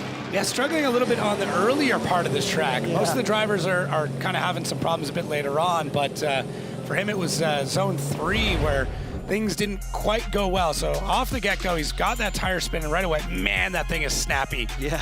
I don't know if he touched the left foot brake. I thought I saw a puff of smoke there from the front tire, but yeah, 3 is where things didn't go super great for him. And then as he gets into 4, he's got to hold it back. Listen, the Mustang RTR spec DM, this is a DM spec as well. They're very difficult cars to drive, but incredibly rewarding once you get it figured out. They're very dynamic. The way the suspension is set up on them, it's a lot to handle. But if you can unlock it, if you can get things completely, under control for you, it's going to reward you every time. Yeah, just watching him in that car. Very dialed in. Look at that in the zone. His eye is absolutely everywhere. You have to be fully committed in these cars. You have to. You've got to use so much throttle and then working around from there. 77. Drops him into 31st place at the moment. Is it enough? Puts Harry Kerr on the drop zone with a 76. Knocks out Enver Haskan. That's where we move it back to the line to Ole Peter Vatn. It's back out. Yeah. Sits on a 0 at the moment. Almost put that car on its roof into that gravel trap. What can he do this time? Tyre squealing as he hammers off the line and through the gears. Ole Peter Vatn puts that car to the edge of the circuit. A little shallow on outside zone 1 though. Stands on the throttle. Look at that front wheel picking up. This car gripped up to the 9s this time. Misses outside zone 3. Collects 4. Drops the nose down and the front wheel down into 5, and now starts to work his way around what is classed a tricky bit of the circuit. Final outside zone coming, collects it across the line. I was wondering off the launch how the rear alignment was. Because the way it sounds weird, the way it was squawking tires didn't seem like it was a burnout. It seemed more like maybe the car was really towed in. Yeah. You know what I mean? And then seeing the way that it handled through a few of the zones more or less made me think that again. Because it didn't look settled at any point in time. Even coming through this zone, like he gets it out to angle and the car doesn't want to comply with him. So maybe I'm reading into it a bit much, but I have a feeling that they got everything replaced, but it feels like this car just is not in a great spot. Yeah, I wouldn't say it's 110%. No. I'd say that Vatn's a little shaken as well after that 360 on 2 wheels in the gravel trap. That wouldn't have been the most comfortable. And you can see how hooked up the car is. It's picking a wheel up constantly. Look at that front wheel off the tarmac. Yeah. Most of the circuit. So they've definitely wound the grip up into this car. Maybe that was the issue with the first qualifying run. He didn't have the car turn up to 100. A 74 drops in. It's not going to be enough to get himself into the big show tomorrow here around 2 of Drift Masters. We go back on the line. We won't see Teemo Lypskyi. Unfortunately, that engine failure was the end of his weekend. We can drop in to Alan Hynes with a 85.2 on that first run. He's currently sitting 20th. So he's got himself into the show. I'd say he's pretty comfortable at the moment, but we'll see how things pan out over the rest of the qualifying runs. Big flick to angle from Alan Hynes, has to dial it out instantly though. That car gripped up, catches a load of understeer there. As Hynes now back on throttle in outside zone 4, stands on the accelerator, drops the nose down for that inner. He goes very wide. It's going to be a snappy transition to A, and he gets it done. Final outside zone across the line for Alan Hynes. Maybe not off his first run, but in general, feels like he's pulled a bunch of grip out of the car. Yeah. It's super floaty. It wants to go out. It wants to hang out nice and wide. Yeah, I mean, it looked like a bit more of a fun run through there. Oh, that is an absurd amount of understeer through there. So great job in correcting that, because it could have gone very non-sideways very quick. But even coming through 4, that car wants to step out. Looks really good. He's still quick. It's not like the car's slow, but the amount of angle he's able to put on, I think you're going to see it here through 6. Just nice and floats out all the way. So yeah, I like it. I really like getting a car set up this way when you're going into qualifying. Throwing a bunch of wheel speed, put out a ton of smoke. Like, look, he's just barreling smoke off the back of it. Make it easy, get the angle. He's all the way at lock coming through there. I'm super happy with the way that car looks coming around. Will the judges be? Not sure. Not my department. But we'll find out here in a minute. Yeah, I'm just wondering how they see that understeer, whether they dug some points off of it. It did affect the car, yeah. Yeah, I would say fluidity, it's for sure. If that happened in a head-to-head competition, it would be a little bit different. The chase driver could be like, yeah, it looks like he's going to bin the car. What do you want from me? Yeah, I'm going to bail out. Yeah, I would bail out for sure. But we'll see what the score looks like. An 83, a lesser score, the higher qualifying score on the first run keeps him where he is. Go around the line to Enver Haskan, 74.5 on that first run. And then from North Cyprus, built to revs, comes off the line as he stares down the circuit. Now it's through the gears, flicks that car to angle as Haskan now lets that Sylvia S15 wash out wide to the edge of the circuit. Nice and early on the handbrake, but just dropped in and out of outside zone 4. Now hammers on the throttle, flicks it across the track. Oh, weird line there into the outside zone. This is the inner back on throttle across the line. Yeah, it was a little strange, huh? Yeah. Sometimes I look to see if they start staring at their gauges, you know. Yeah, if they look down in the car for some... Yeah, or start hitting a button really quick. Oh my God. Yeah, you can kind of learn a lot about a run by what the driver looks like, either, you know, when it's happening or immediately afterwards. But yeah, I don't think he really got into this, you know. Look how long it took for him to get the smoke to light off. He's got a ton of handbrake through there. Goes down, grabs handbrake again. Yeah, just not getting the timing or the comfortability kind of right. Just choppy behind the wheel. He certainly is, yeah. It is choppy behind the wheel, and that's one thing I was just watching him inside the car. You can see after this, he kind of makes a mistake. Look at that, front wheels go straight. He kind of catches a little bit of understeer. He's like he's not sure what the front of the car is going to do as it comes over that crest. And it is a crest there. We walked it yesterday, and kind of refreshed our memory of how much the track does change in height and camber from corner to corner, and I wonder if Enver there just struggled a little bit with that car, losing a bit of front end grip. I think so, yeah. Currently sits 33rd, so does need an improvement. Yeah, we'll find out here.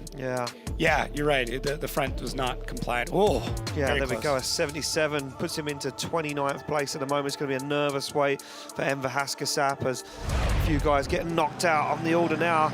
Kareem Hany is in the show at the moment with a 77.7 as well. Thumbs up, slams the car into gear. That's Kareem Hany, 2JZ, 3.2, 2JZ.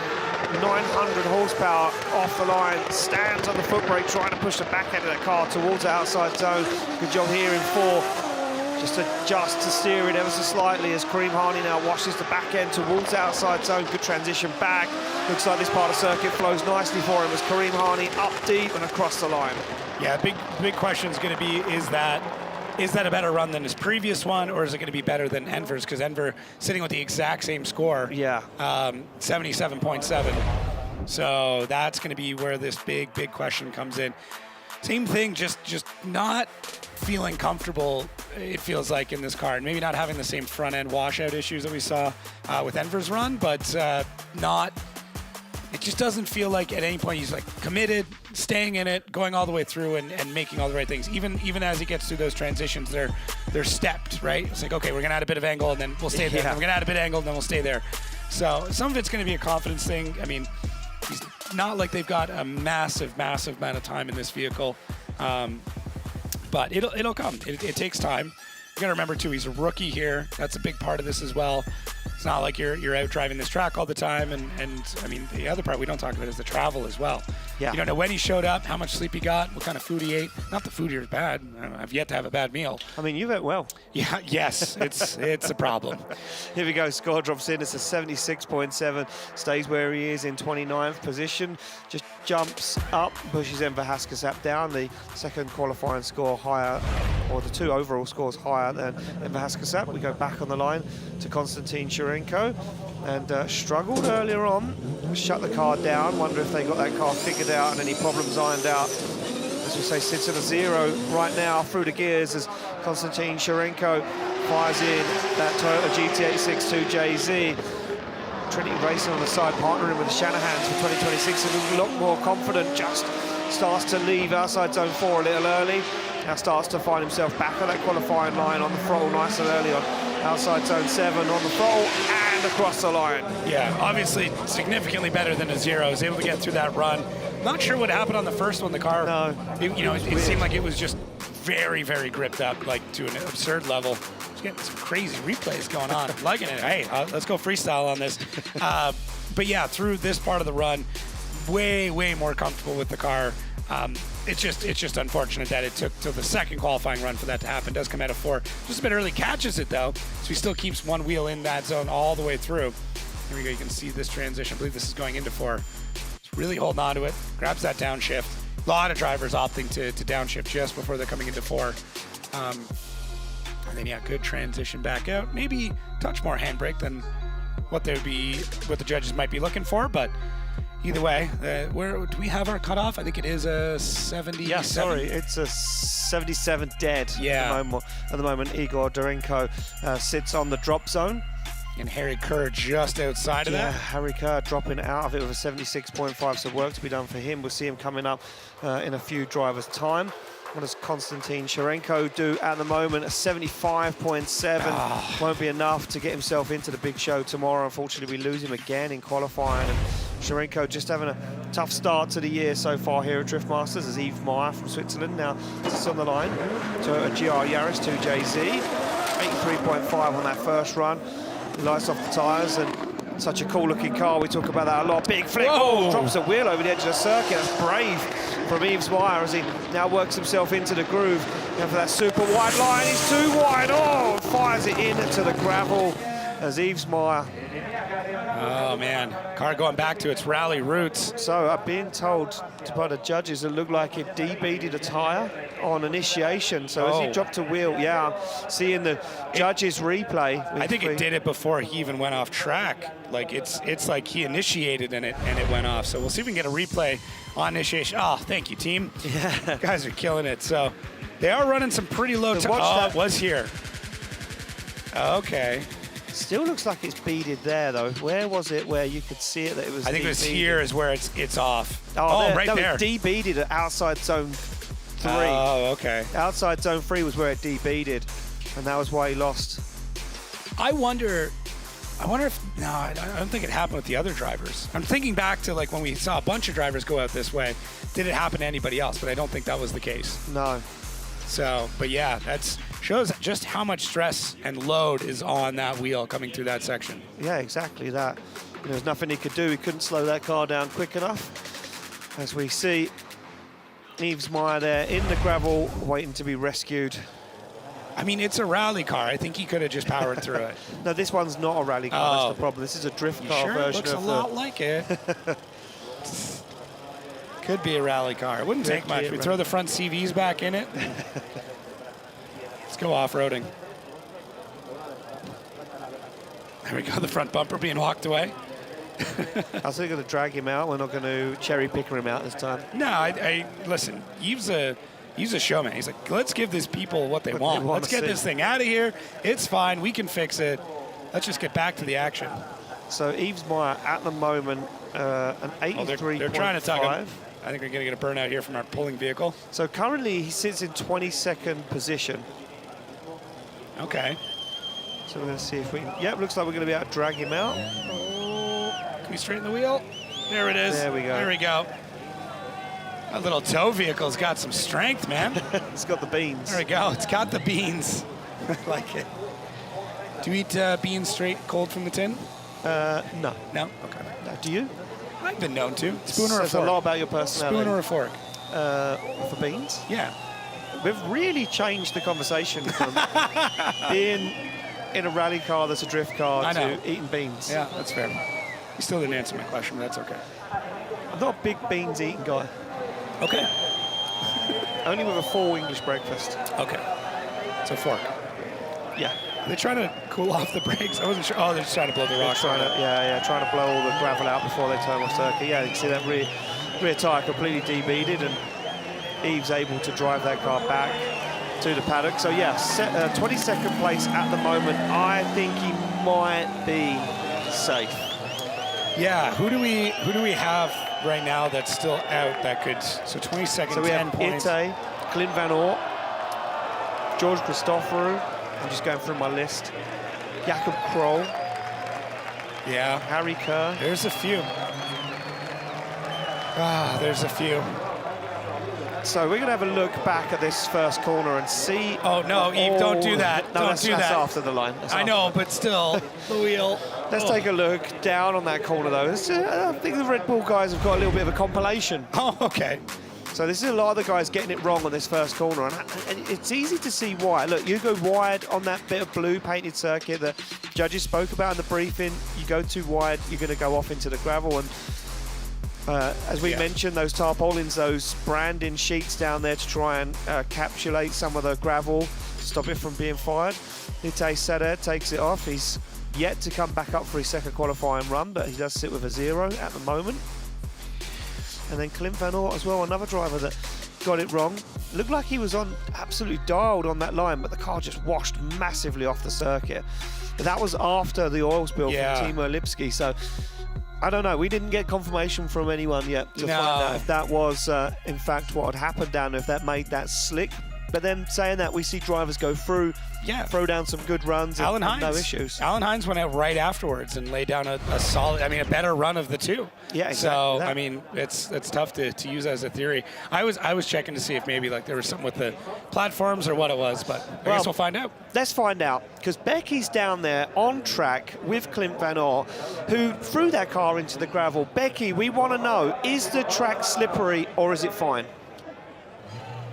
I managed to grab Clint for just a quick second, because Clint, your face said it all when you came back into the paddock here, sitting on a 0 after your first qualifying run. That's a place where no driver wants to be in this series. Oh, definitely not. It's disappointing, and on the other hand, you know, it gives me a big hype to go for, I would say, a big score, but I need to do a safe one. But, you know, it's sad because we were feeling really confident in practice, and I was going for a big one, but just too much aggression there. We're seeing quite a lot of the drivers, as soon as they put two wheels over that the last white line, that it's like ice out there. Is that what happened for you, or can you give us a little bit more insight? Oh yeah, definitely. I was going in zone 3 a little bit wider than I normally do, so they put me wider for 4. And when you're there at the curbs, it's super slippery. And when you go to the blue part, it's done. It's crazy there. All right, Clint, we're going to give you a big good luck for your second run. Got to put one on the board. Make sure you get in the show. So it's a big good luck from us. Oh yeah, thank you, Becky. Guys, back to you. Thanks, Becky. So there we go. Not only is the blue part super slippery, the curb leading into 4, where everyone's getting a wheel on it, is like glass. So the countdown clock is on, and it's going to go to 0, and that will be Itay Sadeh. So Itay Sadeh won't make it to the line. We move forward to the next driver, Teemu Asunmaa, currently sits on a 77. So that, the guy that finished second step on the podium in 25, out of the competition. So we won't see him back to the podium for this year. The big upset down there in Itay Sadeh's camp. Unfortunately, that's 2 rounds now where knocked out in qualifying. Work to be done there for Itay Sadeh and the team to try and get their head around this, as we see Teemu Asunmaa in the car. 31st place at the moment in qualifying. What can he do on the second run as he comes off the line? And that's done. Rallying and everything in between. Fires in this BMW. Stands on the accelerator. Asunmaa now flicks the car across the circuit, gets on that curb that's super slippery that Clint said about, and there he goes. You can see how sketchy it is. As soon as the rear wheel's up on that curb, it's like glass. Gets himself around it though, a nervous one for Teemu Asunmaa. Final outside zone collected and across the line. Yeah, I mean, it's little creepy there. Clint telling us all about that section, and then we see Teemu Asunmaa getting very, very close to binning it out. Now, he kept his foot in it the whole way. And I think it was one of those, like, if I'm going off, I'm making sure I'm putting a show on for it. Certainly so. Yeah. So here in behind the scenes, Itay Sadeh lost the power steering belt, or the alternator belt, coming to the line, so unfortunately won't make it. Yeah, that's the worst too, especially, you know, having that 0 on the first one, having to clean things up and then not able to. But Teemu Asunmaa, outside of just going really, really wide through outside zone 4, looked pretty sorted through the rest of this track. I can't believe that he was able to hang on to it. I mean, it's a very, very tough spot to be able to do something like that, but he was able to, thankfully. And hopefully he's able to clean up that run just a little bit more. Sitting on a 77 as well, right on that bubble. Right now, I think he's going to be just a touch higher, but either way, 31st as it sits at the moment. Yeah, and just taking a look, a few drivers to come up that could potentially take him out as well. So a nervous wait, I'd say, for 28th position down. It's not going to be an improvement on the score for Teemu Asunmaa. 2 wheels over that white line on outside zone 4 is not what the judges were looking for. We go back and you can see, look at this, as you see Itay Sadeh making his way back to the paddock. Such a shame, that young man not being able to get that car on the line. Talking of Kevin Piscotty, he is on the line. Anti-lag firing as Piscotty from Hungary, GR86 2JZ 800 horsepower, comes off the line singing. As Piscotty now, big flip to initiation. Lights the tyres off, a wobble there as he makes his way to outside zone 3 and into it on the throttle nice and early. Down the handbrake once again on the curb, but keeps it clean as Kevin Piscotty looking to improve massively on his score. Very nice line there through outside zone 7 and across the line. A little shallow on 9 though. Yeah, flirting with disaster again. These drivers they're really trying to pick up the points. I'm wondering if they listened to that David Klaas interview and went, okay, 4. That's where I need to pick up the points. Yeah. The downside with it is if you go over, the points loss is pretty heavy. Through almost all of these zones, if you just go out of the zone, you're going to lose 1 point on that section for line. If you go all the way out of that zone, you're going to lose 6. What an interesting setup there for his wheel placement. Really pushes him back in the car. Yeah, it certainly does. It's a beautiful build out on that. But yeah, I mean, that is right there. That is so close. And unfortunately, when that car finds grip coming off it, it shoots him forward a little bit because it's going to be really, really slippery. And he's going to be trying to find grip in it. And then as soon as you come off of it, it's going to shoot you forward. So, yeah, I can see that from the drone shot. Either he does miss that inside zone 8 down there. We can see it from here where he pushed him wide. He kind of then went wide for the rest of it. Yeah.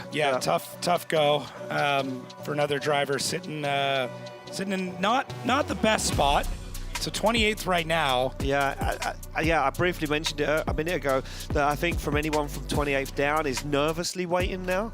Yeah. There's a few guys sitting outside of that zone coming up that could take them out of competition. Score is going to drop in for Kevin Piscotty at 78.2. Wow. Mirror image score. So he stays where he is in 28th. It's going to be a very nervous afternoon for Kevin Piscotty as we go back on the line. to Dave Egan. 67.7, 37th at the moment, and needs an improvement. Look at that big clap, fist bump towards the camera, thumbs up to Marcin on the start line. Lights off the tyres on the A90 Supra. That carbon Kevlar 2JZ, 925 horsepower. Flicks the car in. Very nice line so far as he goes for outside zone 3, transitions that car across the circuit, back on throttle. Good line into outside zone 4, doesn't make the same mistake again as Egan now starts to connect the dots. Looking very cool, calm and collected.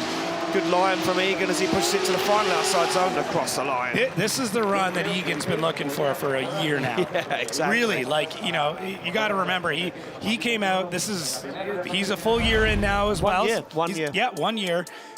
Last year was rough, and he kind of expected it to be rough, but there was a lot of improvement all the way through the season, and I think this right now is the culmination of everything that has happened between him developing as a driver, that car really developing, a complete rework of pretty much everything. Dave just getting his head straight and focusing in on driving. You know, he'll be the first to tell you he's got a lot of distractions when he comes to track. He's got a lot of things on the go. But this feels like he's finally locked in, as the kids are saying. You know, he looks is that good. what the kids say now? I guess. I mean, my kids say a lot of things that I don't understand, but locked in is one that I'm trying to learn. But he's done a really good job through this run. The line is super solid. There's good angle. I feel like you need to be so comfortable with your line and your angle to really show the style flair. Yeah. Maybe that's the next step for him. Is like, hey, you've got the line down now. Let's see some Egan flair. Yeah, exactly. Well, there we go. An 82.5 drops in, a big improvement for Egan, puts him in 24th position. I'd say he's pretty safe at the moment for a place in the show tomorrow. Back on the line to a man that sits with a 0, Clint van Oort. On the line, 2JZ powered Nissan 200SX S14A. All the way from the Netherlands, builds the boost, comes off the line, jumps the start, but it won't matter as Clint van Oort flicks that car to angle. A little wobble there as he goes for outside zone 3. The tailgate pops open, slams back down again as Clint van Oort now looking way more comfortable. And we see the flare from the Dutchman as he flicks it across the circuit onto the handbrake, back on the throttle as Clint van Oort looks for that final outside zone, and that is the Clint van Oort we love. That's exactly what I was going to say. There it is. Style. Oh, it's back. Yeah. Big transitions. Really hangs it out in the zone as long as he can. Throws a ton of flair through everything. He's committed through the corners. Like when you're writing out the rules for drifting, these are the things that you're looking for. You want that, especially when it comes to style. Yeah. You want commitment. You throw that angle in, you don't hesitate, right? You want fluidity. You're not herky-jerky throughout the corners. You don't see that here. He throws that angle out. He throws that line out. He holds it all the way through. And he really is. He's one of the most stylish drivers that we have on track. He has a ton of fun with it. What he's always struggled with is over-committing on things or just, going a little bit too far. And based on all the work they've done in the off-season, that's the big thing they went with, is like, let's make this car consistent. Let's make you consistent so you can add that flair and not have to worry about the car doing something silly or you doing something silly. And it was just a very, very solid run. It certainly was. Oh, great run. Certainly was. Very good run. It's good to see that Clint van Oort style coming in there. And he said he needed, that interview with Becky, he said he needs to go out there and do a safe run, but you can't. There's no safe runs in Drift Masters anymore. Now. It has to be a big run, and it has to be one that could get you a good score, and it is a good score. An 88 on the board from Clint van Oort, as absolutely nails it. Really good angle and style score. And we go back on the line to Juha Poitalasso, 86.7, 17th position at the moment for the Finn driver as he slams that car into gear and off the line. 2JZ 900 horsepower BMW E92, very fast initiation from Juha as he now picks up the throttle, flicks the car, the front of the car dips down as he brakes into outside zone 4, now back on throttle, big clutch kick as he comes out of it, a little wide there on outside zone 6, drops down, looks for the final outside zone, across the line. Good job from the Finnish driver. He's sitting in a good spot, so I'm going to say it. He's going to be a lot of fun in top 32. Yeah. He's very quick. One of the quickest drivers right now, but not looking like it. Like, it's not like, once again, he's not battling with the car. He's not trying to go in and forcing anything at any point in time. Look at how committed he is through that angle all the way through. That car holds the same angle the entire time, and he just floats it in as he comes down the camber on the track and then climbs back up to it to the next zone. Man, Juha's, he is on one. He's absolutely on one. They've struggled with some mechanical stuff over the last little bit. But yeah, for Putalak, so it's all coming together for him, thankfully. He deserves this. He really does. He certainly does. Been with Drift Masters now for a number of years, been drifting in and around Finland and across Europe for a number of years. A very, very talented driver and a man that has seen and done it all, Jacob, we like to say. And just looking for a little turn of fortune, a little step on the podium would really boost his confidence this season.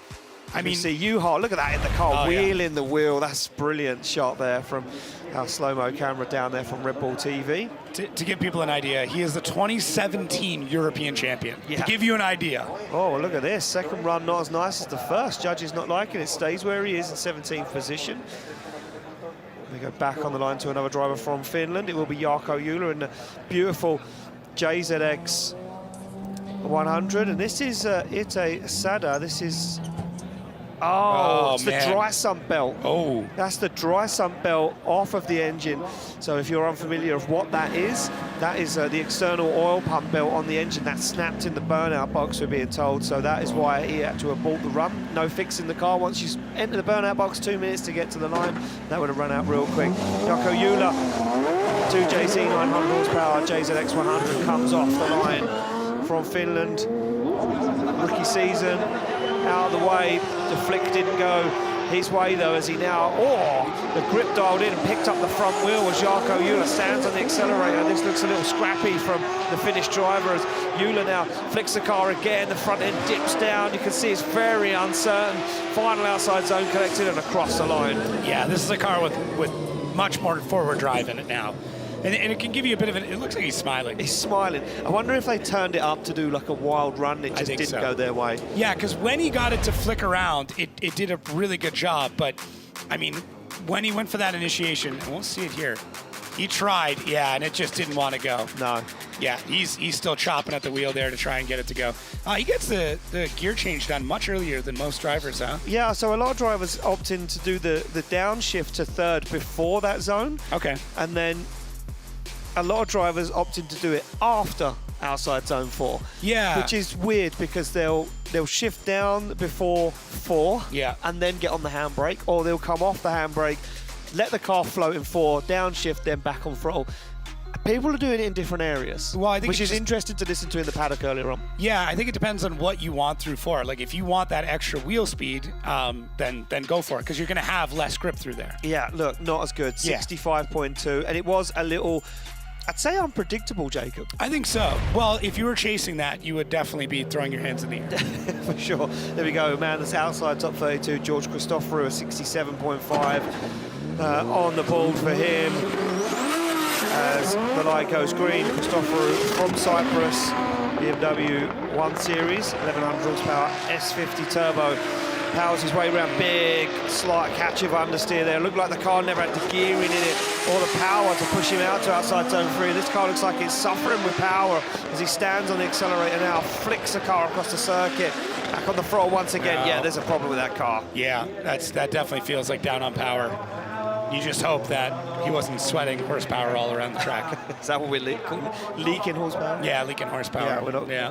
Fingers crossed, eh? It's the most polite way to put it. Yeah, I not much else to be said other than that car is definitely down on horsepower. As you can tell, as he's ripping around the track, it's just not really able to light up the tires at any point in time. He's fighting for it. So it's tough. It's tough. But that's unfortunately going to be his weekend. Just watching the replay there on outside zone 4, you could see the smoke coming from I wonder if that's a clutch issue, because it looked like smoke coming from the front, just behind the front wheels. That would signal a clutch issue. We go back on the line from a man from Norway, Espen Rohde, 89.2. Very good first qualifying. Dropped him way up into the order into first place. Now sitting in 9th. I'd say he's very safe. That BMW M50 turbo underneath the bonnet, 700 horsepower. As I say, a lot of work done by the team overnight to get that car 100%. They were looking very refreshed earlier this morning when I went down there. They were eating ice creams. Oh, wow. Ice creams for breakfast apparently is the key for a good Norwegian driver. Look at the focus from Espen Rohde. Flicks that car in, a little catch of understeer, but keeps a hold of it. Espen Rohde now flicks it to outside zone 4 on the handbrake nice and early. stands on the accelerator as Espen Rohde brings the front end down and then out towards the outside zone. Very nice line from Espen Rohde on the throttle. Oh, again, bit of understeer, has to left foot brake. Job done across the line though. Well, maybe that's our next thing to become better announcers is ice cream for breakfast. I'm okay with that. You had that in Spain. Yeah, I did actually. You had what was it called? An affogato. Oh, I did have you. Man, God, the memory on you. Espen Rohde, bit more of a scrappy run, if I can use your term. Yeah, here. you can. Yeah, bit more of a scrappy run. He's man, he is fighting in that car. He is locked in. Look at those eyes, man. Oh, they could take wallpaper off. He's just not able to really put it together. I think maybe we're starting to drop a little bit of temp now. Yeah. Track's tacking up just a bit more. I think it was a bit greasier earlier on, especially, like I said, you would see those slow-mos. You could see the heat waves coming off the track.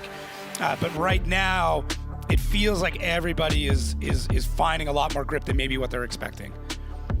Can see through there that you wanted that car to come around, it just didn't. Yeah, and we were talking about this yesterday, last night. You can see Spotter there in the tower watching him on that final run, and yeah, even the Spotter knows kind of give him the grimace look. If there's anybody who's going to know, it's a Spotter. Yeah, and he's right. 75.5 drops in. We kind of all spotted that one.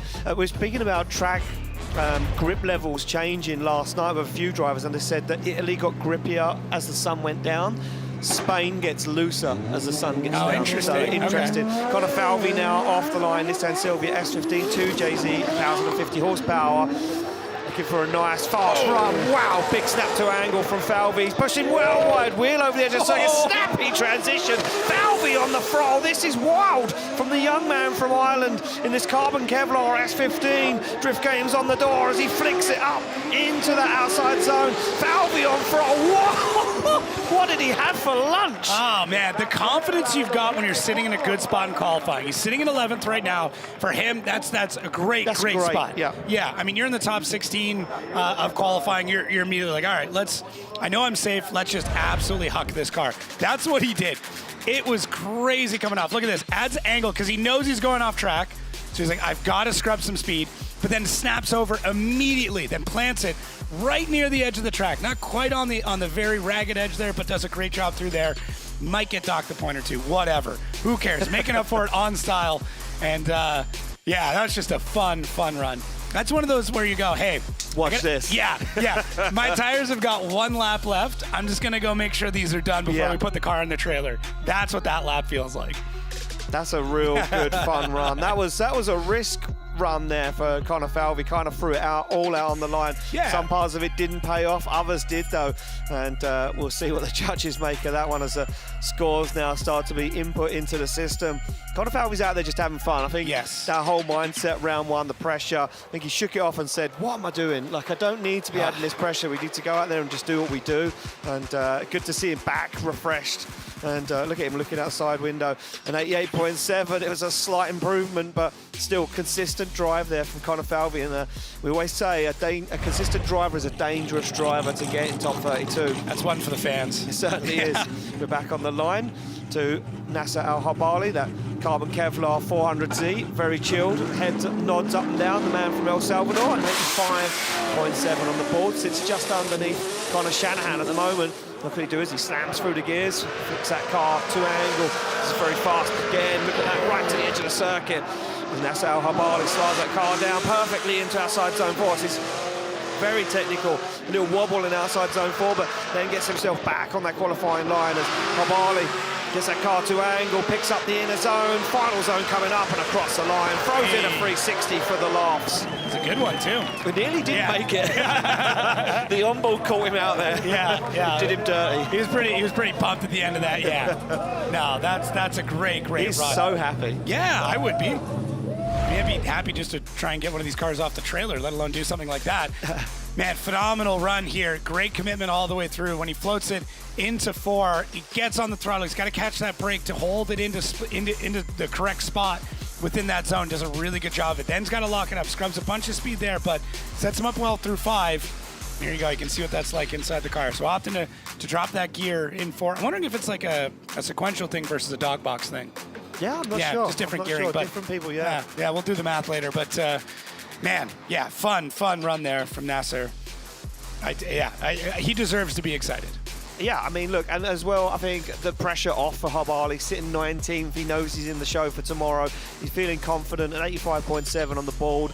I mean, look, these drivers, when they know that they're in the show, they feel confident, they'll just put it all out there on the line. And I think that was one of those runs, the same as Conor Falvey. Well, you can take risks because sometimes that risk pays off and you come out with this insane qualifying run or this score that you never thought was even possible. So it does. It happens all the time. You put that first one in, find out where you're sitting, and then just go, all right, we got all night to fix it, so let's go for it. I love how the onboard caught him here. Yeah. With his hands, kind of like a hot potato inside the cabin. Yeah. Look at this, though. To see this, the fist bump, the bang on the steering wheel, the well done to the car and the well done to me for making it round. Let's see where he lands, though, with that run. It's a 90.2. Nasser Alharbali pulls himself into the top 5, sits right underneath Mika Keski-Korpi. What a run from Nasser Alharbali as we go back on the line. And the next 2 drivers coming up are the only 2 drivers now that can affect the top 32 of how the land lies. Yeah, so Kareem Hany and Enver Haskan now nervously await to see if these guys can score above a 77.7. Jakub Krol from Poland, the S14.9, fires through the circuit. Good line at the moment. This is way more Jakub Krol calculated that we know to love in qualifying. This is beautiful from Jakub Krol at the moment. Very, very fluid as he fires it into that final outside zone to cross the line. Oh, smooth like peanut butter. Oh. Yeah. Yeah. It was silky. Silky. Yeah, very, very silky all the way through. Yeah, it was clean, man. I mean, he knew he wasn't in a great spot and didn't let it get to him either. Because it's very easy in that position to sit there and be like, okay, well, I'm not doing good. I got to throw something crazy. Instead, it was just the run that we know from Jakub Krol, which, I mean, his qualifying speaks for itself. You can go back and look at his qualifying records. He's done some incredible, incredible things. But this did not seem panicked. This did not seem desperate. This was just, I'm going to go down. I'm going to run my run. Maybe not a ton of angle. Like, we've seen drivers absolutely huck it through this section. But for Jakub Krol, he just goes through and goes, yep, I'm just going to hit every single box. I'm going to have a good amount of angle and like a ton of flow. Yeah, exactly. I think the fluidity is the key at this track. If you're on that perfect qualifying line, the track just flows so nicely. If you can make the car, float out to those zones. And I wonder if Jakub Krol's team took a little bit of grip out of the car. 87.5 drops him into 15th position and knocks out Enver Haskan out of qualifying. Kareem Hany now sits on the drop zone with a 77.7, and look at that, Krol spotter down there, big fist bump. He says, yep, job done, we're into the show tomorrow. We go back on the line to Harry Kerr, the man from Ireland, who sits with a 76.5. Again, another driver out of the show. He could knock Kareem Hany out. Look at the eyes, the focus. Harry Kerr knows what he needs to do right now. Got the speed tape out, maybe to keep that hood on, or bonnet on. I think the bonnet just the latches might be damaged ever so slightly there. So, and we know that Harry Kerr took that car into the hay bales earlier on in practice. Kind of got the car a little loose, put the car into the hay bales, and the team did a big repair on the front and the side of that car before he came out for qualifying. So, be a little nervous. Just making sure the pins don't come out. Yeah. It's a little loose up there. You'll be fine. Marcin gives him the Marcin says, look, it's fine. Don't worry. Just send it. It's mint. There we go.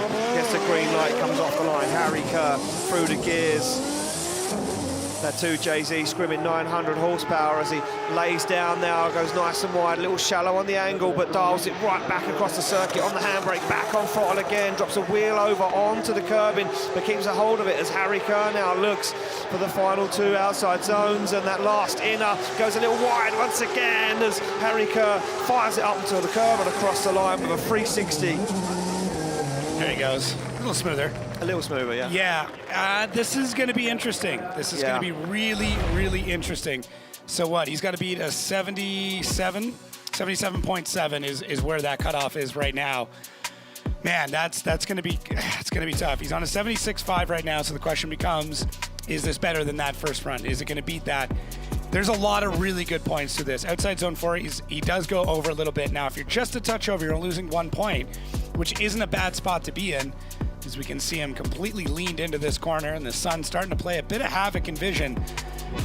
But yeah, I don't know. I wish I could sit here confidently and say we're gonna see Harry Kerr in the show tomorrow, but I really don't know. He needs a 77.8 to be in the show Right. to take out Kareem Hany. So we'll see how this falls.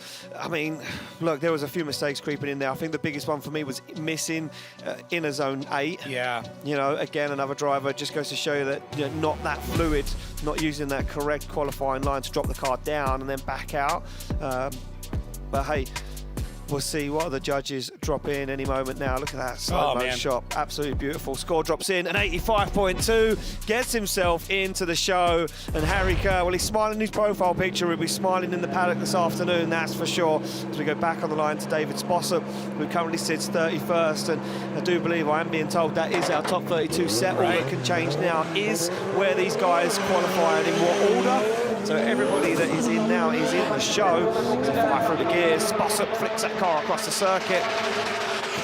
To Jay-Z, absolutely on the limit of holding on. The Spossop, big handbrake drag, sets the car up nicely right on the white line for outside zone 4, drops the nose down towards the cone, back up again. This is clean from David Spossop, the Polishman, putting in great work right now. That 2JZ singing underneath the bonnet, that's Sylvia and across the line. He's got the grip dialed in right at the red line, because you can hear it popping off. I won't do an impression, you don't want to hear that. But he's still making a ton of grip through there. So it's a very interesting setup choice. It doesn't give you a lot of headroom if you need to add in more wheel speed. So he's banging off the rev limiter. He's not making a ton of smoke. That'll tell you there's not a lot of difference between the front wheel and the rear wheel speed. So that's basically as much grip as you're going to get while staying sideways. But it does a good job. It almost kind of works like some, I wouldn't say traction control, but it makes sure you don't overspin the wheels. So you're not slowing the car down, really. I know it's a weird concept to get around, but Spossop going for that interesting car setup choice, but it does look good on him. He's able to get through every other part of the run. You kind of sacrifice a little bit in the first part of that run by doing that, but it does make it a little bit easier later on. So yeah, just got to find the right setup that's right for you. For Spossop, that seemed pretty right. Yeah, certainly so. And Spossop will want to move himself up the order. Currently sits 31st. He won't want to be battling as it sits right now. Viensek. Yeah, his first battle, his fellow Polishman. He won't want to be battling him on his first battle. Here we go, a 90 drops onto the board, and he certainly won't be battling Viensek because he's got himself way up the order into 6th place, and Spossop will be very, very happy with that. And as you say, that worked out for him. That technique, that little game he played, it moves Oliver Randalou down into 31st place now, and he will be facing off against Viensek as it sits. But what can he do? The man that's on the top step of the podium here last year, hammers through the gears, flicks that M50 Turbo BMW E46 to angle. It's a nice line at the moment. Big aggressive flick across the circuit as Randalou, the Estonian, stands on the throttle, looks for that inner zone, perfectly collects it. Randalou, last transition done and dusted, but can he pick up the inner? He certainly can. Last outside zone and across the line. Yeah, I think this is going to be an improvement. I do think this is going to bump up that score. He was on an 80.7 in the last one. Yeah, the Randalou family down there to here with him this weekend, and I do believe that is his father. I was going to say, same dad, same. Again, yeah. As a father, I would also be very, very proud of that run. Yeah, this is great. He had to kind of clean up his act on that previous run. Does a good job. He gets on that left foot brake so early. Yeah, I mean, it's going to help you get that car rotated around without grabbing the handbrake. If you grab the handbrake there, there's a good chance you're going to shoot off track. Yeah. So I like that decision, and you don't know if they're really thinking about it or if they just react, but either way, it was the correct reaction to make. Little bit inside through there because we're nitpicking just a bit, especially if you're going to want to bump up over an 80.7, but another driver opting to use a lot more left foot brake over handbrake. Seeing that quite a lot today. Yeah, there's a lot of different techniques being thrown in on this track, which is very interesting to see everyone taking their own approach at it. And it's so good to see the onboards and seeing how they deal with it. We wait for the score to drop in for Oliver Randalou. The judges still discussing this one and talking about it actually for a little bit. So we wait to see what the score will be for Oliver Randalou. Fans still in the grandstands, even though the sun's starting to dip down. Look at this, the Randalou family now nervously wait the score to drop in. Where will he be? Because as things sit at the moment, he will be taking on Viensek as the top 32 currently sits. Well, here we go. Score drops in. Where will it be? A 90.2. He pushes Spossop down and replaces him in 6th place. And that's an incredible score there for Oliver Anlou. And look what it means to his family. Absolutely ecstatic. That guy loves it. That guy really loves it, by the looks of things. We all love drifting, but I'm not sure that much. We go back to the line to Simon Olsen, an 81.5. He now sits in 31st place. This revolving is chair. Wild. The revolving chair. And who would take on the 2nd place qualifier? What can Olsen do in the James Deanville S14.92 JZ? Simon Olsen throws some aggression at it, wild onto the curb, but stands on the accelerator as Simon Olsen, who starts to creep out of 4 a little early, gets on the throttle. Nice line though through 6 as he finds 7. Down he goes into 8. This is beautiful from Simon Olsen and across the line. So the question will be now, can he beat an Will he go into 81.5? 6th place? Well, he takes 6th place. If he does, I'm going to have a word with the judges about this. But yeah, I mean, what this says to me though is that 2-run qualifying is the best form of qualifying, right? First run is great. What do you got? I'm just showing you something on my other screen. Yeah, you have they gave you an extra screen. Yeah, now I get too. an extra screen. I've been here a long time. I know. 9 years now. Wow, jeez. Yeah, I mean, it's crazy that everybody is stepping out. Like I said, 2-run qualifying is the best form of qualifying because you put down that first one, you think you're in a good spot, and then the ego kicks in. You watch everybody qualify a little higher than you, and you go, you know what? Hold my drink. Let's go out and do this. That's Hold my what it Red becomes. Bull. Hold my Red Bull. I've had 4 cans of Red Bull. I'm ready to go and fire it. Yeah. Oh, man. So here we go. Let's find out where Simon Olsen's going to be, because at the moment, as we say, this 31st place revolving seat, it keeps changing. I am looking at my screen. I'm not going to give away anything at the moment, but the way things are sitting, it's going to get interesting. 92 on the board for Simon Olsen. He jumps into 3rd place, and that is a good result. That's what we've been waiting for the Norwegian. He is absolutely on it this weekend. Diogo Correia drops down. We're in 20th place with Correia at the moment, and he'll be very happy he's sent himself into the show. Pull up handbrake, Jacob, for Diogo Correia. Okay. One more. Put it on the list. As he slams through the gears and off the line. Mercedes M104 powered BMW fires through outside zone 3. Good flick across the circuit. Look down with the handbrake for Correia as he finds the throttle once again. Correia down onto the inside, then back up nice and wide. The Portuguese driver really trying to throw some style with this one. It's a very nice last half of the run and across the line. Yeah, everybody's stepping up on this 2nd run. Just across the board. Oh, that's whose fan it was. Okay, now we know. We've identified you. Yeah, Correia, man, just stepping up again. So he's sitting in 20th right now, 86.7. It's going to be interesting. I don't know. I don't know again. I thought I knew a lot about drifting. And every time we have these events, I feel like I know less and less. Well, let's have a look at this one. Look, the Correia stays in 4. I mean, the whole way through. Yeah. I'm going to try and nitpick it as much as I can, but too far on the inside too there. far on the inside on inner 5. Yeah, but 6 looks great.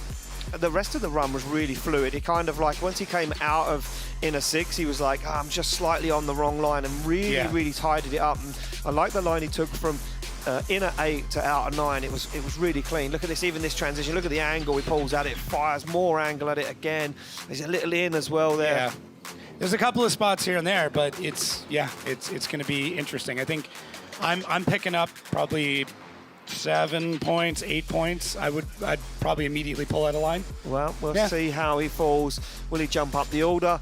It's an 81. It's worse than his first qualifying run. An 86.7 will stay where he is, 21st place. As that 2nd qualifying run just bumps him up the order. We move back on the line to Jason Benet, the man from France, an 87, 19th position at the moment. And 2JZ Subaru BRZ comes firing off the gear, through the gears, off the line, as Benet absolutely hooked up to the hill right now, and he's going to struggle to get to 3. Can he make it all the way through 4? Lets the car float right out to the edge of the circuit as Benet now opens the throttle, looks to collect all of the last outside zones. Good job there, dials on some big angle, catches a little bit of understeer, but makes it work as Benet fires the back end towards that final outside zone. Yeah, I think with that much forward bite in the car, you have to huck the car that hard. Yeah. Like when he came through 7, he basically beelined from 7 straight over to 8. But on initiation and even coming up through 4, you can tell how much he's battling that car. It really wants to drive forward, and I do think it caused him to cut a bit of line coming into 5. But that is a very, very darty car. Like it wants to go. Yeah, like the moment you really put your foot hooked on the up. throttle, it's going to go. So we saw it off the launch, we saw it on initiation, and it's not like it's going to change halfway around the lap, but sometimes you set up a car to do a really good job in 1 or 2 spots, and you're going to have to sacrifice something else. But yeah, you can see it right there. He has to go essentially straight line across the track just to make it back out to 9. There it is right there. Yeah, he's cocking a ton of angle. Yeah, he has to. It's like he has to throw the angle in it to keep the car driving on angle. As Jason Bonet, as we say, sits in 19th place at the moment with an 87. Be looking to improve. He's got. I don't know if he has enough cameras on his car though. I think we need a few more. Just a couple more. Yeah. There's probably 2 inside too. Well, here we go. A slight improvement, an 88.2, jumps him up to 16th. Right underneath Conor Falvey, and in between Clint van Oort. Interesting. A little round of applause there from his team. He's spot us down there. Back on the line too. I'm going to say, without doubt, one of my favourite cars on the grid right now. Yeah, definitely the angriest looking. Oh my God, it looks so cool. Look at that. Slams the car into gear, tests the hydro. Benediktas Cirba from Lithuania comes off the line. BMW G42 2JZ 900 horsepower. Screams as he flicks that car in a little shallow on outside zone 1. Almost catches understeer there as he goes through 3 on the handbrake, back on the throttle as Cirba puts it to the white line. Locked on the foot brake goes Cirba, that red headlight shining across the circuit. Aggressively dives across the track as Cirba looks for that final outside zone and across the line. Yeah, I think another driver trying to find a bit more speed, a bit more grip at these runs, and may not have played super well. I wonder if they're trying to go more towards like a top 32 setup now, where they're like, okay, I'm in the show. The show's set. Yeah, I'm in, and this is going to be about the time that like top 16, top 8's going to be. So is it like, okay, do we set up the car and make it feel like, hey, we've already made it to that point in the battle? Yeah, to get used to it on the set. And you got to think that this kind of time tomorrow is when we'll be into the depths of our top 16 as well. So you're getting information now, right? You know you're in a good spot. You obviously want to do better. Everybody wants to do better. But besides that, think long-term strategy. Let's get some information. It's the only time we're going to get this information. There's no other time of the weekend we're going to know what it's like to drive at this time of day. Yeah, certainly so. Yeah. So we see how that affects the order. Once the score drops in from Cirba, sitting in 11th place with an 89.5. Love seeing the little drone just following him behind. Yeah. That's such a cool shot. Ah, it's so great. Fans on the hill here at Circuito del Jarama. And 82.7, judges not liking it. A few mistakes creeping in there for Benediktas Cirba. We go back on the line to Marco Zaccaril. All that hard work last night paid off for him and his team. 27th place at the moment in qualifying, but he can move his order around in the show. Look at him pedaling that car, so aggressive. As Zaccaril flicks that car, big angle, very nice initiation from Zaccaril. Looks like he's loosened up the car as he flicks it across the circuit, trying to take the strain off of that little Volkswagen wheel on the curb, but he makes it work as Zaccaril now from the Czech Republic looks for outside zone 8, gets it fulfilled by a little shallow on the foot brake, looks for the final outside zone and across the line. I love a Volkswagen. Wow. Yeah. The smoke inside that car. Yeah, you can't see anything. You cannot see anything. Especially with the sunlight now, it's starting to dip down. Yeah. Back end of the circuit, it's really shining through the windows. We saw it wreak havoc in Italy because it was creating some hot and cold spots on the track, and the drivers are driving into it. You can see it lighting up the inside of the car. But yeah, Zaccaril, it's tough. I love that he goes with such a unique engine. I really do feel like we are on the absolute limit of what that thing can produce right now. And you know, he ran into a couple engine failures last year, all in the name of development. He really wants to push this engine platform ahead because there's a ton of them available, and really, they're small, they're inexpensive. They're light. We only have so many 2Js left in the world. We do need something else. The B58, the S58, they're all great, but these are like a tenth of the price. So I get it. But this is the upside with it is he is getting that development, and he does have this incredible build out that no one else does. And he can just go to any junkyard and pick up 5 of them. Exactly that. Yeah. There we go. Score drops in at 83.2, almost a mirror image. He stays where he is. We go back on the line to Lauri Heinonen, 87.5. He did come back out. In position.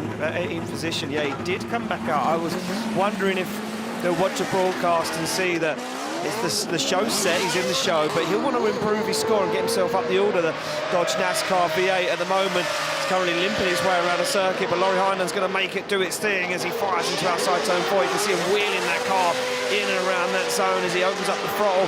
Heinonen stands on it, dials even more angle at it. He's starting to bring the flare now. That Lauri Heinonen style as he almost goes 90 degrees to that zone and across the line. Wow.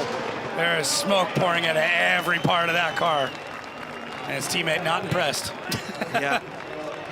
Yeah, he's spotted down there, and he's team watching on. Well, let's see what limping that engine around the track looks like for Lauri Heinonen. Because right now, it definitely doesn't seem like he's limping it. He is absolutely going for it. Their drone now diving in tow. Yeah, a few mistakes there on outside zone 4. It looked like he got the wheel up on the curb, the car got loose. Yeah, he caught that too, and he had to make a couple of big adjustments. Even going into it is a bit longer of a handbrake pull than I would expect from him. He's not really one to grab a lot of handbrake. No. He likes to float cars and doesn't really like to slow it down. Oh, it's his media guy. No, I thought that was one of his spotters. He could be doing both. Let's not judge. Yeah, let's not judge. He's so multitasking. Yeah. I mean, it's for a champion, it's a pretty scrappy little team. It is.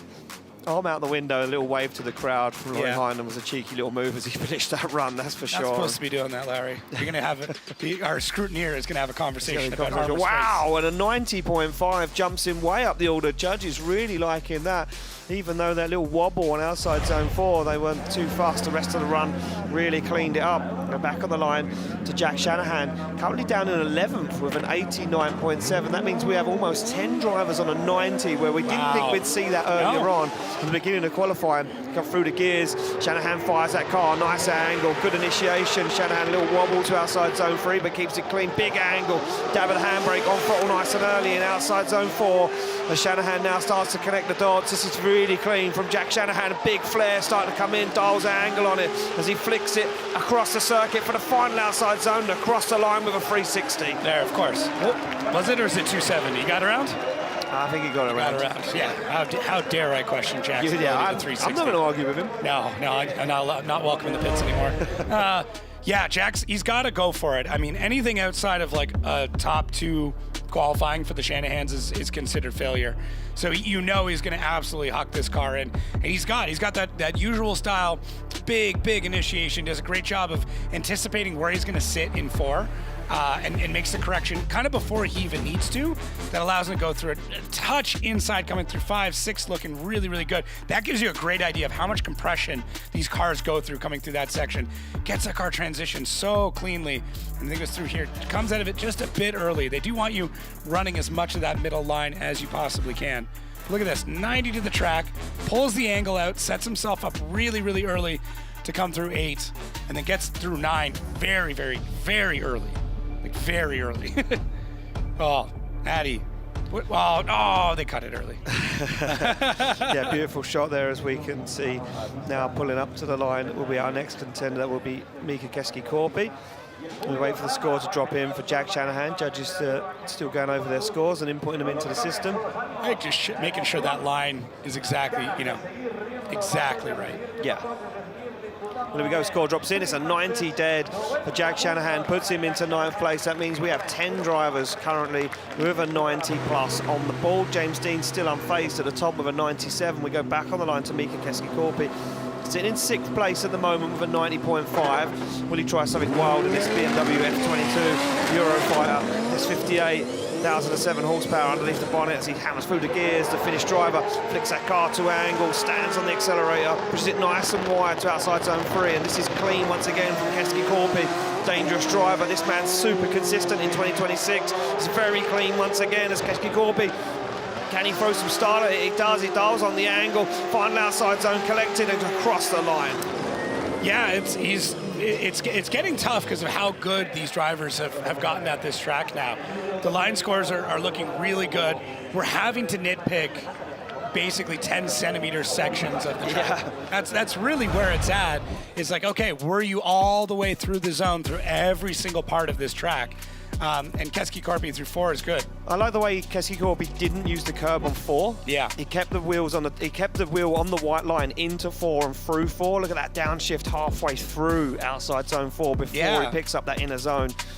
Well, that's what we were talking about, how different car setups, different engines, everything, people are deciding. Usually it's very standard. Where you might get a bit of a difference in gearing is going to be between like the LS drivers and the turbo drivers. Yeah. But this is like even similar engines, drivers are choosing completely different wheel speeds. God, it's beautiful from Keski-Korpi, to be fair. It's a lot of smoke too. But yeah, it could have been in that zone just a little bit longer. Exit just a touch, so. Well, looks like the score's dropping in, Jacob. It's a 95 from Mika Keski-Korpi. Puts him into second place, and every single one of the judges has finally got a smile on their face after a shaky start to qualifying. A 95. It was very clean. Yeah, it was very clean. Well, Jakub Przygonski sits on the line, but before we head him off, let's have a chat with Jakub Przygonski. The goal for Madrid is to go as best as possible, good quality, and then the battles is always a little bit lottery, but I will try to do my best. Well, he must be a gambling man if he likes the lottery in top 32, that's for sure, because he's got himself into the show. It's a 91.2 on the board for Jakub Przygonski. Comes off the line to B58, powered Toyota GR86. That front bumper flexing again under the pace as Przygonski looks to go deep on outside zone 3. Pops the wheel up onto the curb and stays on the curb for outside zone 4 now. Fires the front end down towards that inner zone. On the foot brake, fires it back once again. This is all the markings of a good run, but he misses inner A and across the line. Yeah, clean once again. I would just love Kuba to throw something wild. Just one time. Just one time? Just give me like a backy out of nowhere. I don't care if it's a 0, whatever. I know he'll never do that. But just give me like a big entry. It's safe, which is fine, and you will win so many battles that way. You will get really far in competition. But I think to me in drifting, the big thing is going to be that risk. This is going to do well. It's going to be a great score.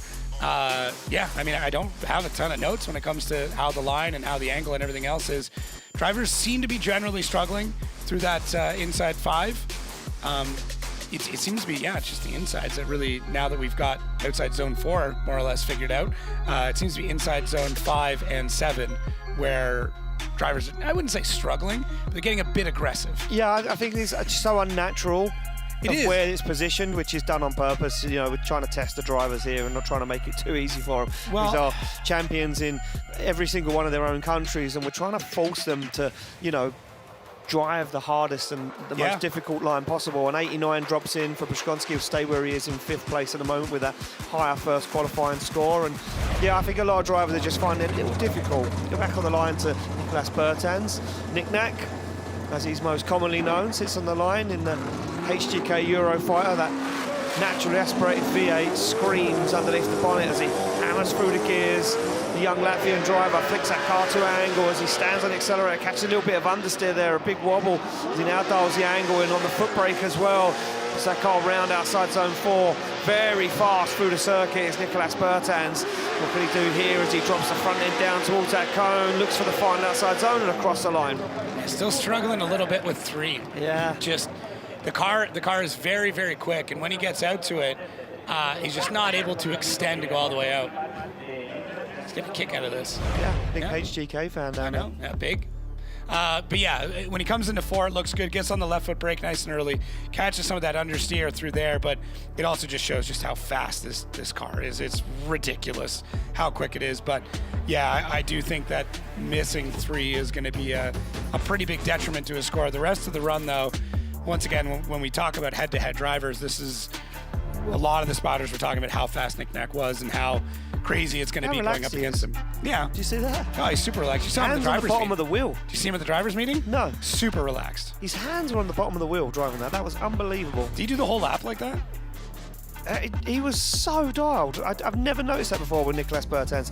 The onboard was insane. He was literally so dialed in. He was asleep in the driver's briefing. No, he was just resting. He was resting. very relaxed. He's super relaxed. Yes. So relaxed, he's almost horizontal. Almost. Yeah, man, look at the rear. Look at that front brake. wheel. Look at that, 3 inches off the tarmac at that point. This reminds me of like the old RTR days. Yeah, that car is hooked up. Yeah, agreed. Skinny front wheel too. Yeah, anyways. Just get lost in it for a moment. Jacob's nerding over the Well, slow-mo. you He's like, you wow, start look at really this. analyzing. Okay, well, how narrow is the front wheel? You know, Yeah. is that causing understeer? You know, all those things. An 83.2 keeps Bertans where he is in 24th place. Move it back on the line to Kevin Pesur, an 89.7. He's up there in 11th. Just outside of the 90, shakes his head, slams the visor closed, bangs that car into gear, a carbon fibre BMW M2 G87, M50 turbo, 1,000 horsepower, flicks it to angle, sets himself up, looking for a nice line into outside zone 3, comes up a little short though, has to get on the handbrake nice and early. Oh, a little bit of understeer there for outside zone 4, big steering correction as Kevin Pesur now fires that car on big angle into the outside zone. Bam, big clutch kick, can't make all of outside zone 9, and he knows that wasn't the cleanest run. That was a big clutch kick. Yeah. That's one that the whole drivetrain felt. Something I don't think we've talked about is that outside zone 4 is actually broken up into 3 sections. Yes, it's So over it is- 3 parts. Yeah. So you can have a bit of trouble here, like he did in the first part of it, but still clean it up for the other 2. So yeah, you can take that whole big zone, chop into 3 bits, share with your friends, and you can have a bit of an error in one part of it and still be able to reclaim the rest of it. So we're not throwing the whole zone out just because you got into it a little bit late or you exited a little bit early. But yeah, another driver finding a lot of grip in this run, and it just leads to maybe not the most fluid we've seen. It was, I think for me, it was the front correction on the steering. Yeah. It was a little bit scrappy, and I didn't really, it wasn't as fluid as what we've been seeing through most of these runs. We had a spurt of drivers from the bottom end of the paddock, bottom end of the grid, jumping up into the top 10, and they were very fluid, hardly any steering corrections on the front. And I think when we see this now, we're starting to move to the top end of the grid, we're starting to get into the thick end of the championship. To see those corrections is not what the judges wanted to see, that's for sure. Yeah, and yeah, it's once again we can make guesses and assumptions. They're trying different things, but you just don't know. No, we're kind of right. Yeah. And 82 drops in. We've got Kevin Pesur, and he stays where he is in 11th. He definitely won't be happy with that, but moves on to the big show tomorrow. We go back on the line. Juha Ritnen from Finland, 89.2. 2JZ, 1,003 horsepower. The double fist bump on the steering wheel. Every time. The iconic move from Ritnen. What can he do in this GR86? Currently sitting in 13th, just outside of the 90s. As Ritnen now gets that car loose, big flick to angle. Ritnen, look at that. What a beautiful line from Juha Ritnen down into outside zone 3, up to the curve, stays in it. Ritnen right on the edge of the white line. This is what I'm talking about, those fluid runs, hardly any corrections on the front wheels as Ritnen now flicks across the circuit. On the handbrake, back on the throttle, Ritnen, final outside zone, across the line. Great last section there. Yeah. Like, just sets it and forgets it all the way through. His transitions aren't super snappy, but they're very, very smooth. Like, the way that he's able to get it out. When he goes into 4, it's a quick snap. See right here. There he goes. Gets that car out through there, but transitioning out of 4, you'll watch, like, very tidy. So Juha, I mean, he can really huck a run. Like, he can go for it and throw something absolutely crazy down. But when it comes to qualifying, I tend to find he just wants to get out there and put the best score he can on without taking a ton of risks. When we get into battles, he's willing to take some risks. Oh, for sure, yeah. Willing to go for a big dive, and we've seen it bite him. But for right now, look at how smooth this transition is. Oh, it's just buttery. Back on the left foot brake, down into that little gully, back up again. Yeah, because like we could set up that zone where the whole thing's an outside zone, and I think in some series they do. We saw remnants of line there, but I do like the inside. Yeah, I think it's just so nice to see it unnatural. Yeah. It really tests the drivers, and that's what we like to see. And, you know, we don't want to make this too boring for anyone. We want this to be a challenge for the drivers, and we want to see how they get on. Where does he land as Juha Ritnen's score starts to be input into the system? It's going to be a 94.5 for Juha Ritnen, third place in qualifying at the moment. He moves the end second Olsen down, and wow, what an upset as the 2 Finnish drivers up the top there. Wow. Interesting as we go back on the line to the Northern Smoke Machine. Dwayne McKeever, an 83.2. Nissan 180SX, RB26. The wrong car. I keep reading it out. 2JZ 180SX. I let it slide on the last. You let it slide. People have let it slide. It's been a long day. Big angle flicked in from McKeever. Did he make any changes? A little shallow on outside zone 3. It's McKeever on the handbrake super early. Back on the throttle he goes. 2JZ singing underneath the bonnet as Makiva now flicks the car across the circuit on the handbrake, back on the throttle. Makiva looks for that final outside zone, way better, way smoother. Way better, yeah. I mean, a little bit of hesitation on outside zone 3. Outside of that, though, it was all Dwayne to the rest of it. The big question is going to be, does he stick with a 2J, or does he swap back to the RB later? Well, I do believe the plan is that he'll be back in his own car for round 3 in Mondello Park in Ireland, the home of Irish drifting.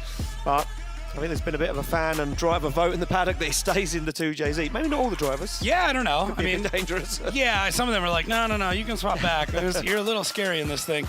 He's so good. He's so good. He's a very emotional driver. He will tell you everything that he's feeling. He's got no problem with that. But locked in for this one, man, look at the eyes. Same thing, not a blink. Not a blink to be, oh, there it is. There's one. One little blink. One little blink. But yeah, for Dwayne, I mean, I'm really happy to see him getting back on form and back into a spot that we all know he deserves to be in. Bunch of weird mechanical issues last year, just really strange stuff that was happening, even back at our last round, getting into a bit of a door bar bender, but they seem to have bent that back out and replaced it.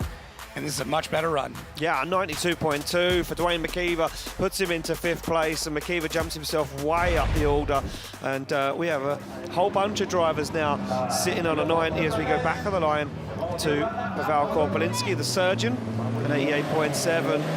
And this 206 S14 2JZ, 900 horsepower, comes off the line, a brand new build for 26.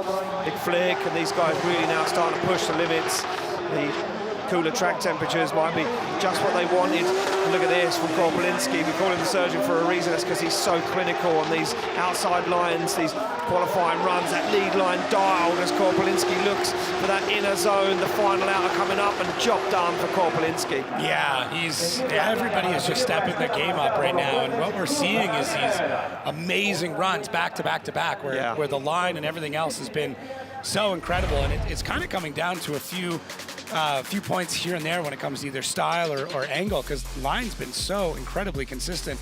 And for Korpelinski, that's what he is. He is consistent. He's always got really good line runs. But similar to a few of his other countrymen, it's been a bit of the style and angle that's held him back just a touch.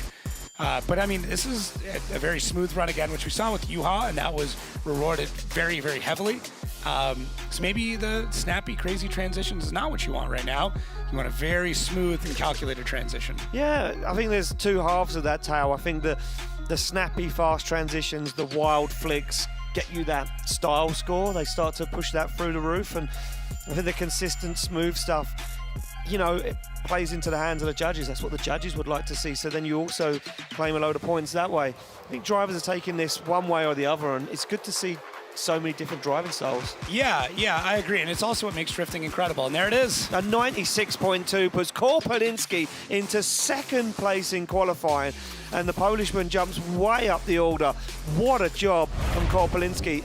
And the surgeon is so clinical, so clean.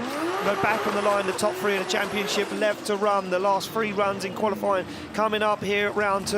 The first one will be Peter Vienseg as he pulls to the line in this Toyota Supra. Now, 5th place with a 93.7. That's crazy. 5th place with a 93.7. That's absurd. Yeah, well, what can he do to improve? He would have been watching the scores. To get himself back up into the order, into the top 3, he needs to be over a 95 or above a 96.2. Slams that A90 Super into gear. The 2JZ screams as he comes off the line. Look at this. As Viensek dialed inside the car, hammers through the gears, big initiation, puts the car to angle, and it's a beautiful line so far from Viensek. Nice flick across the circuit, off and on the handbrake, so quick, it was effortless for Viensek. Super fast as well, he's dialed in right to the edge of the circuit. Viensek on the throttle again as he finds that inner zone, final one coming up and across the line. It's going to be that question. Does this take the top spot? Does it bump him back up?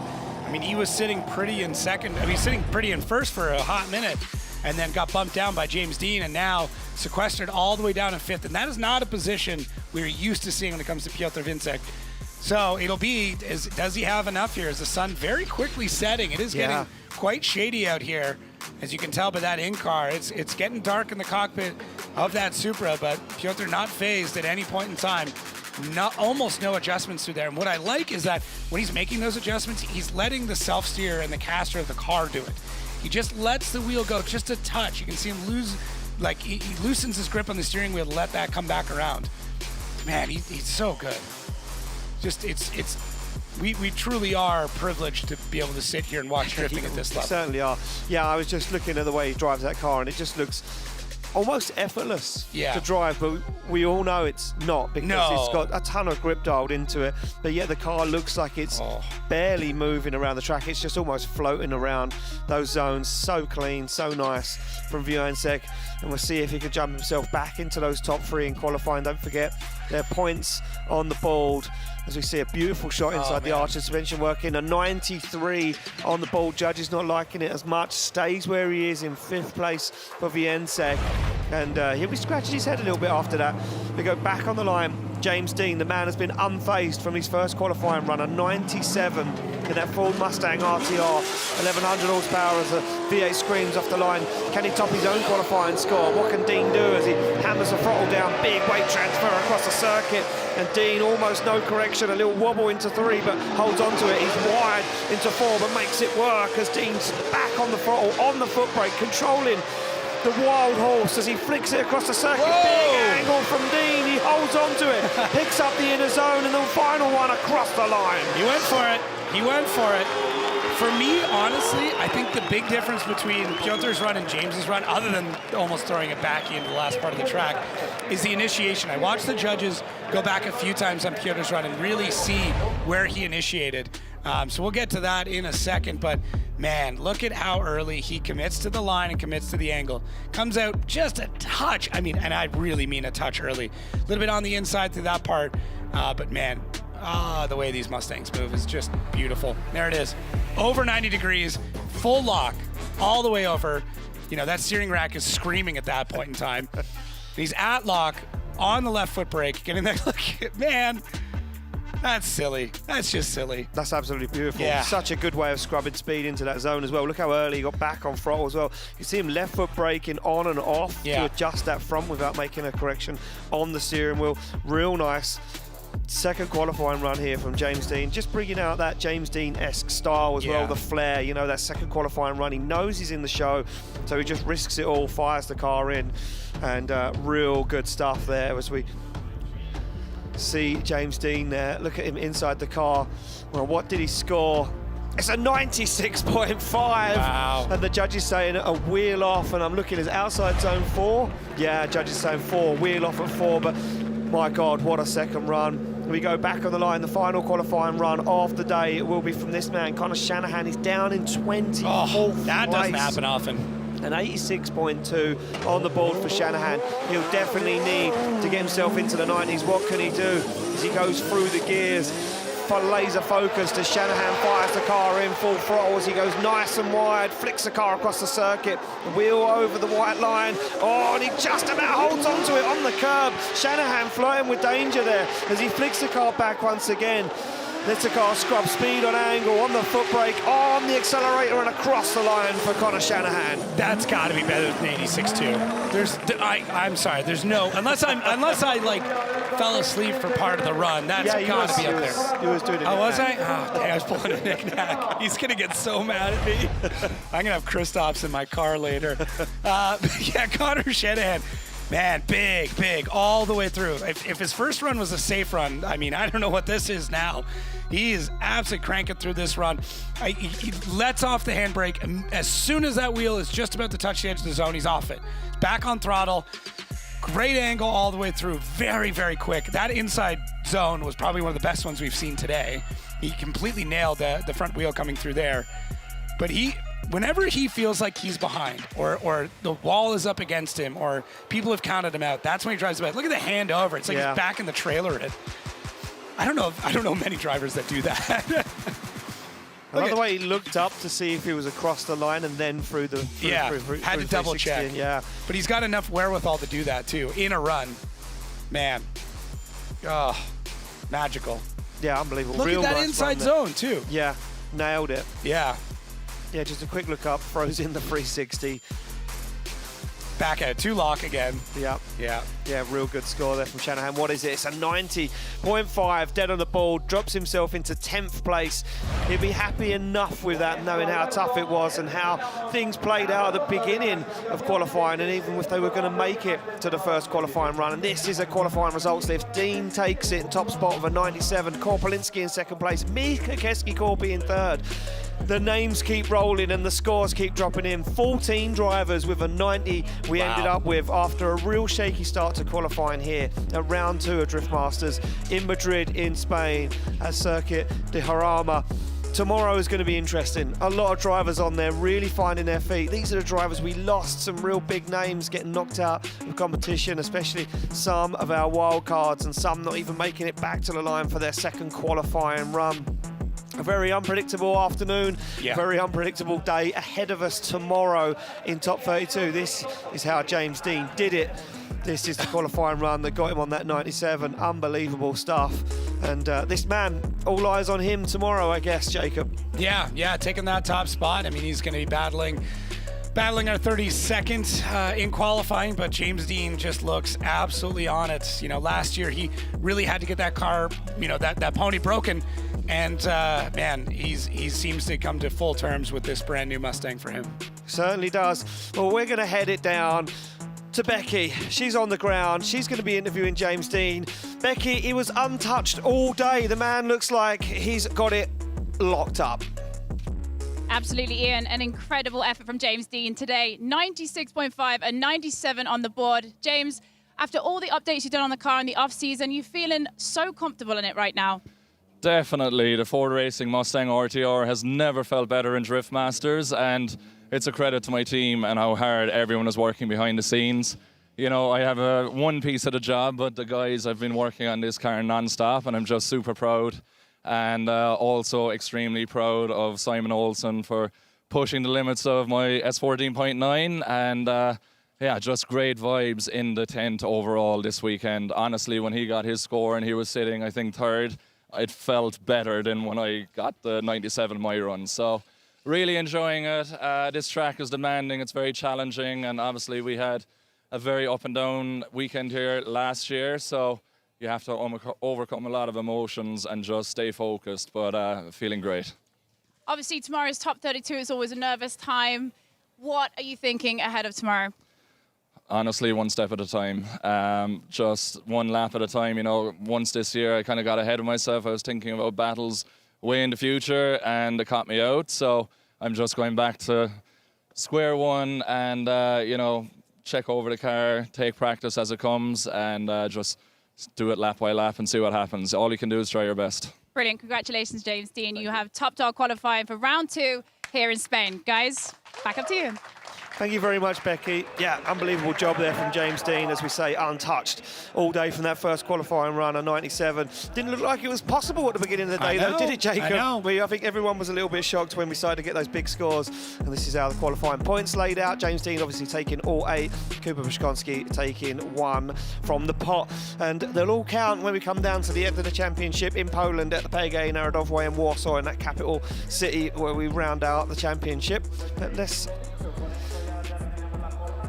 see everyone leaving, everyone going home for the evening. That stays done. These are the points added now to how the points stand at the moment before top 32 tomorrow. So Shanahan not gaining any more because he didn't finish inside that top 8. Dean now starting to claw up. Look at that. Biensek gaining a few. And you can see those guys that did grab some points starting to claw away at the championship. For me, it's going to be a 2-horse race, I think, after tomorrow. James Dean and Conor Shanahan are going to be neck on neck. Yeah, you never know. You never know. I mean, we'll see how the bracket squares up, and that's going to say a lot as to where the points are going to stand, because, I mean, anything can happen. It certainly is. Well, let's take a look at the top 32 grid that is coming up tomorrow. It's going to be James Dean take on Piscotty. That's going to be an interesting one because Piscotty's no one to be shaking your head at, that's for sure. Yeah, there's some really, really fun ones in here. Mika Keski-Korpi, Dave Egan. Egan's on fire. That one's going to be good. Dwayne McKeever, Harry Kerr. Oh, where are we in the world right now? That's going to be a lot of fun. Man, Paolo Korpelinski, Jarko Jula, Kevin Pesur, Conor Falvey. Yeah, Jack Shanahan, Clint van Oort, Viensek versus Zakaril. There's some heavy-hitting battles in there in our top 32. Jakub Krol might be a sleeper one. There's some interesting ones. Look, tomorrow is only a sleep away, Jacob. We get to go away now. Think about the madness we see today here in Spain, but tomorrow is the main show. Top 32 kicks off at 12:15 local time, exclusively on Red Bull TV, ladies and gentlemen. From me, from Jacob, from Becky down there in the paddock, we'll see you all tomorrow. Have a safe night. We'll see you tomorrow.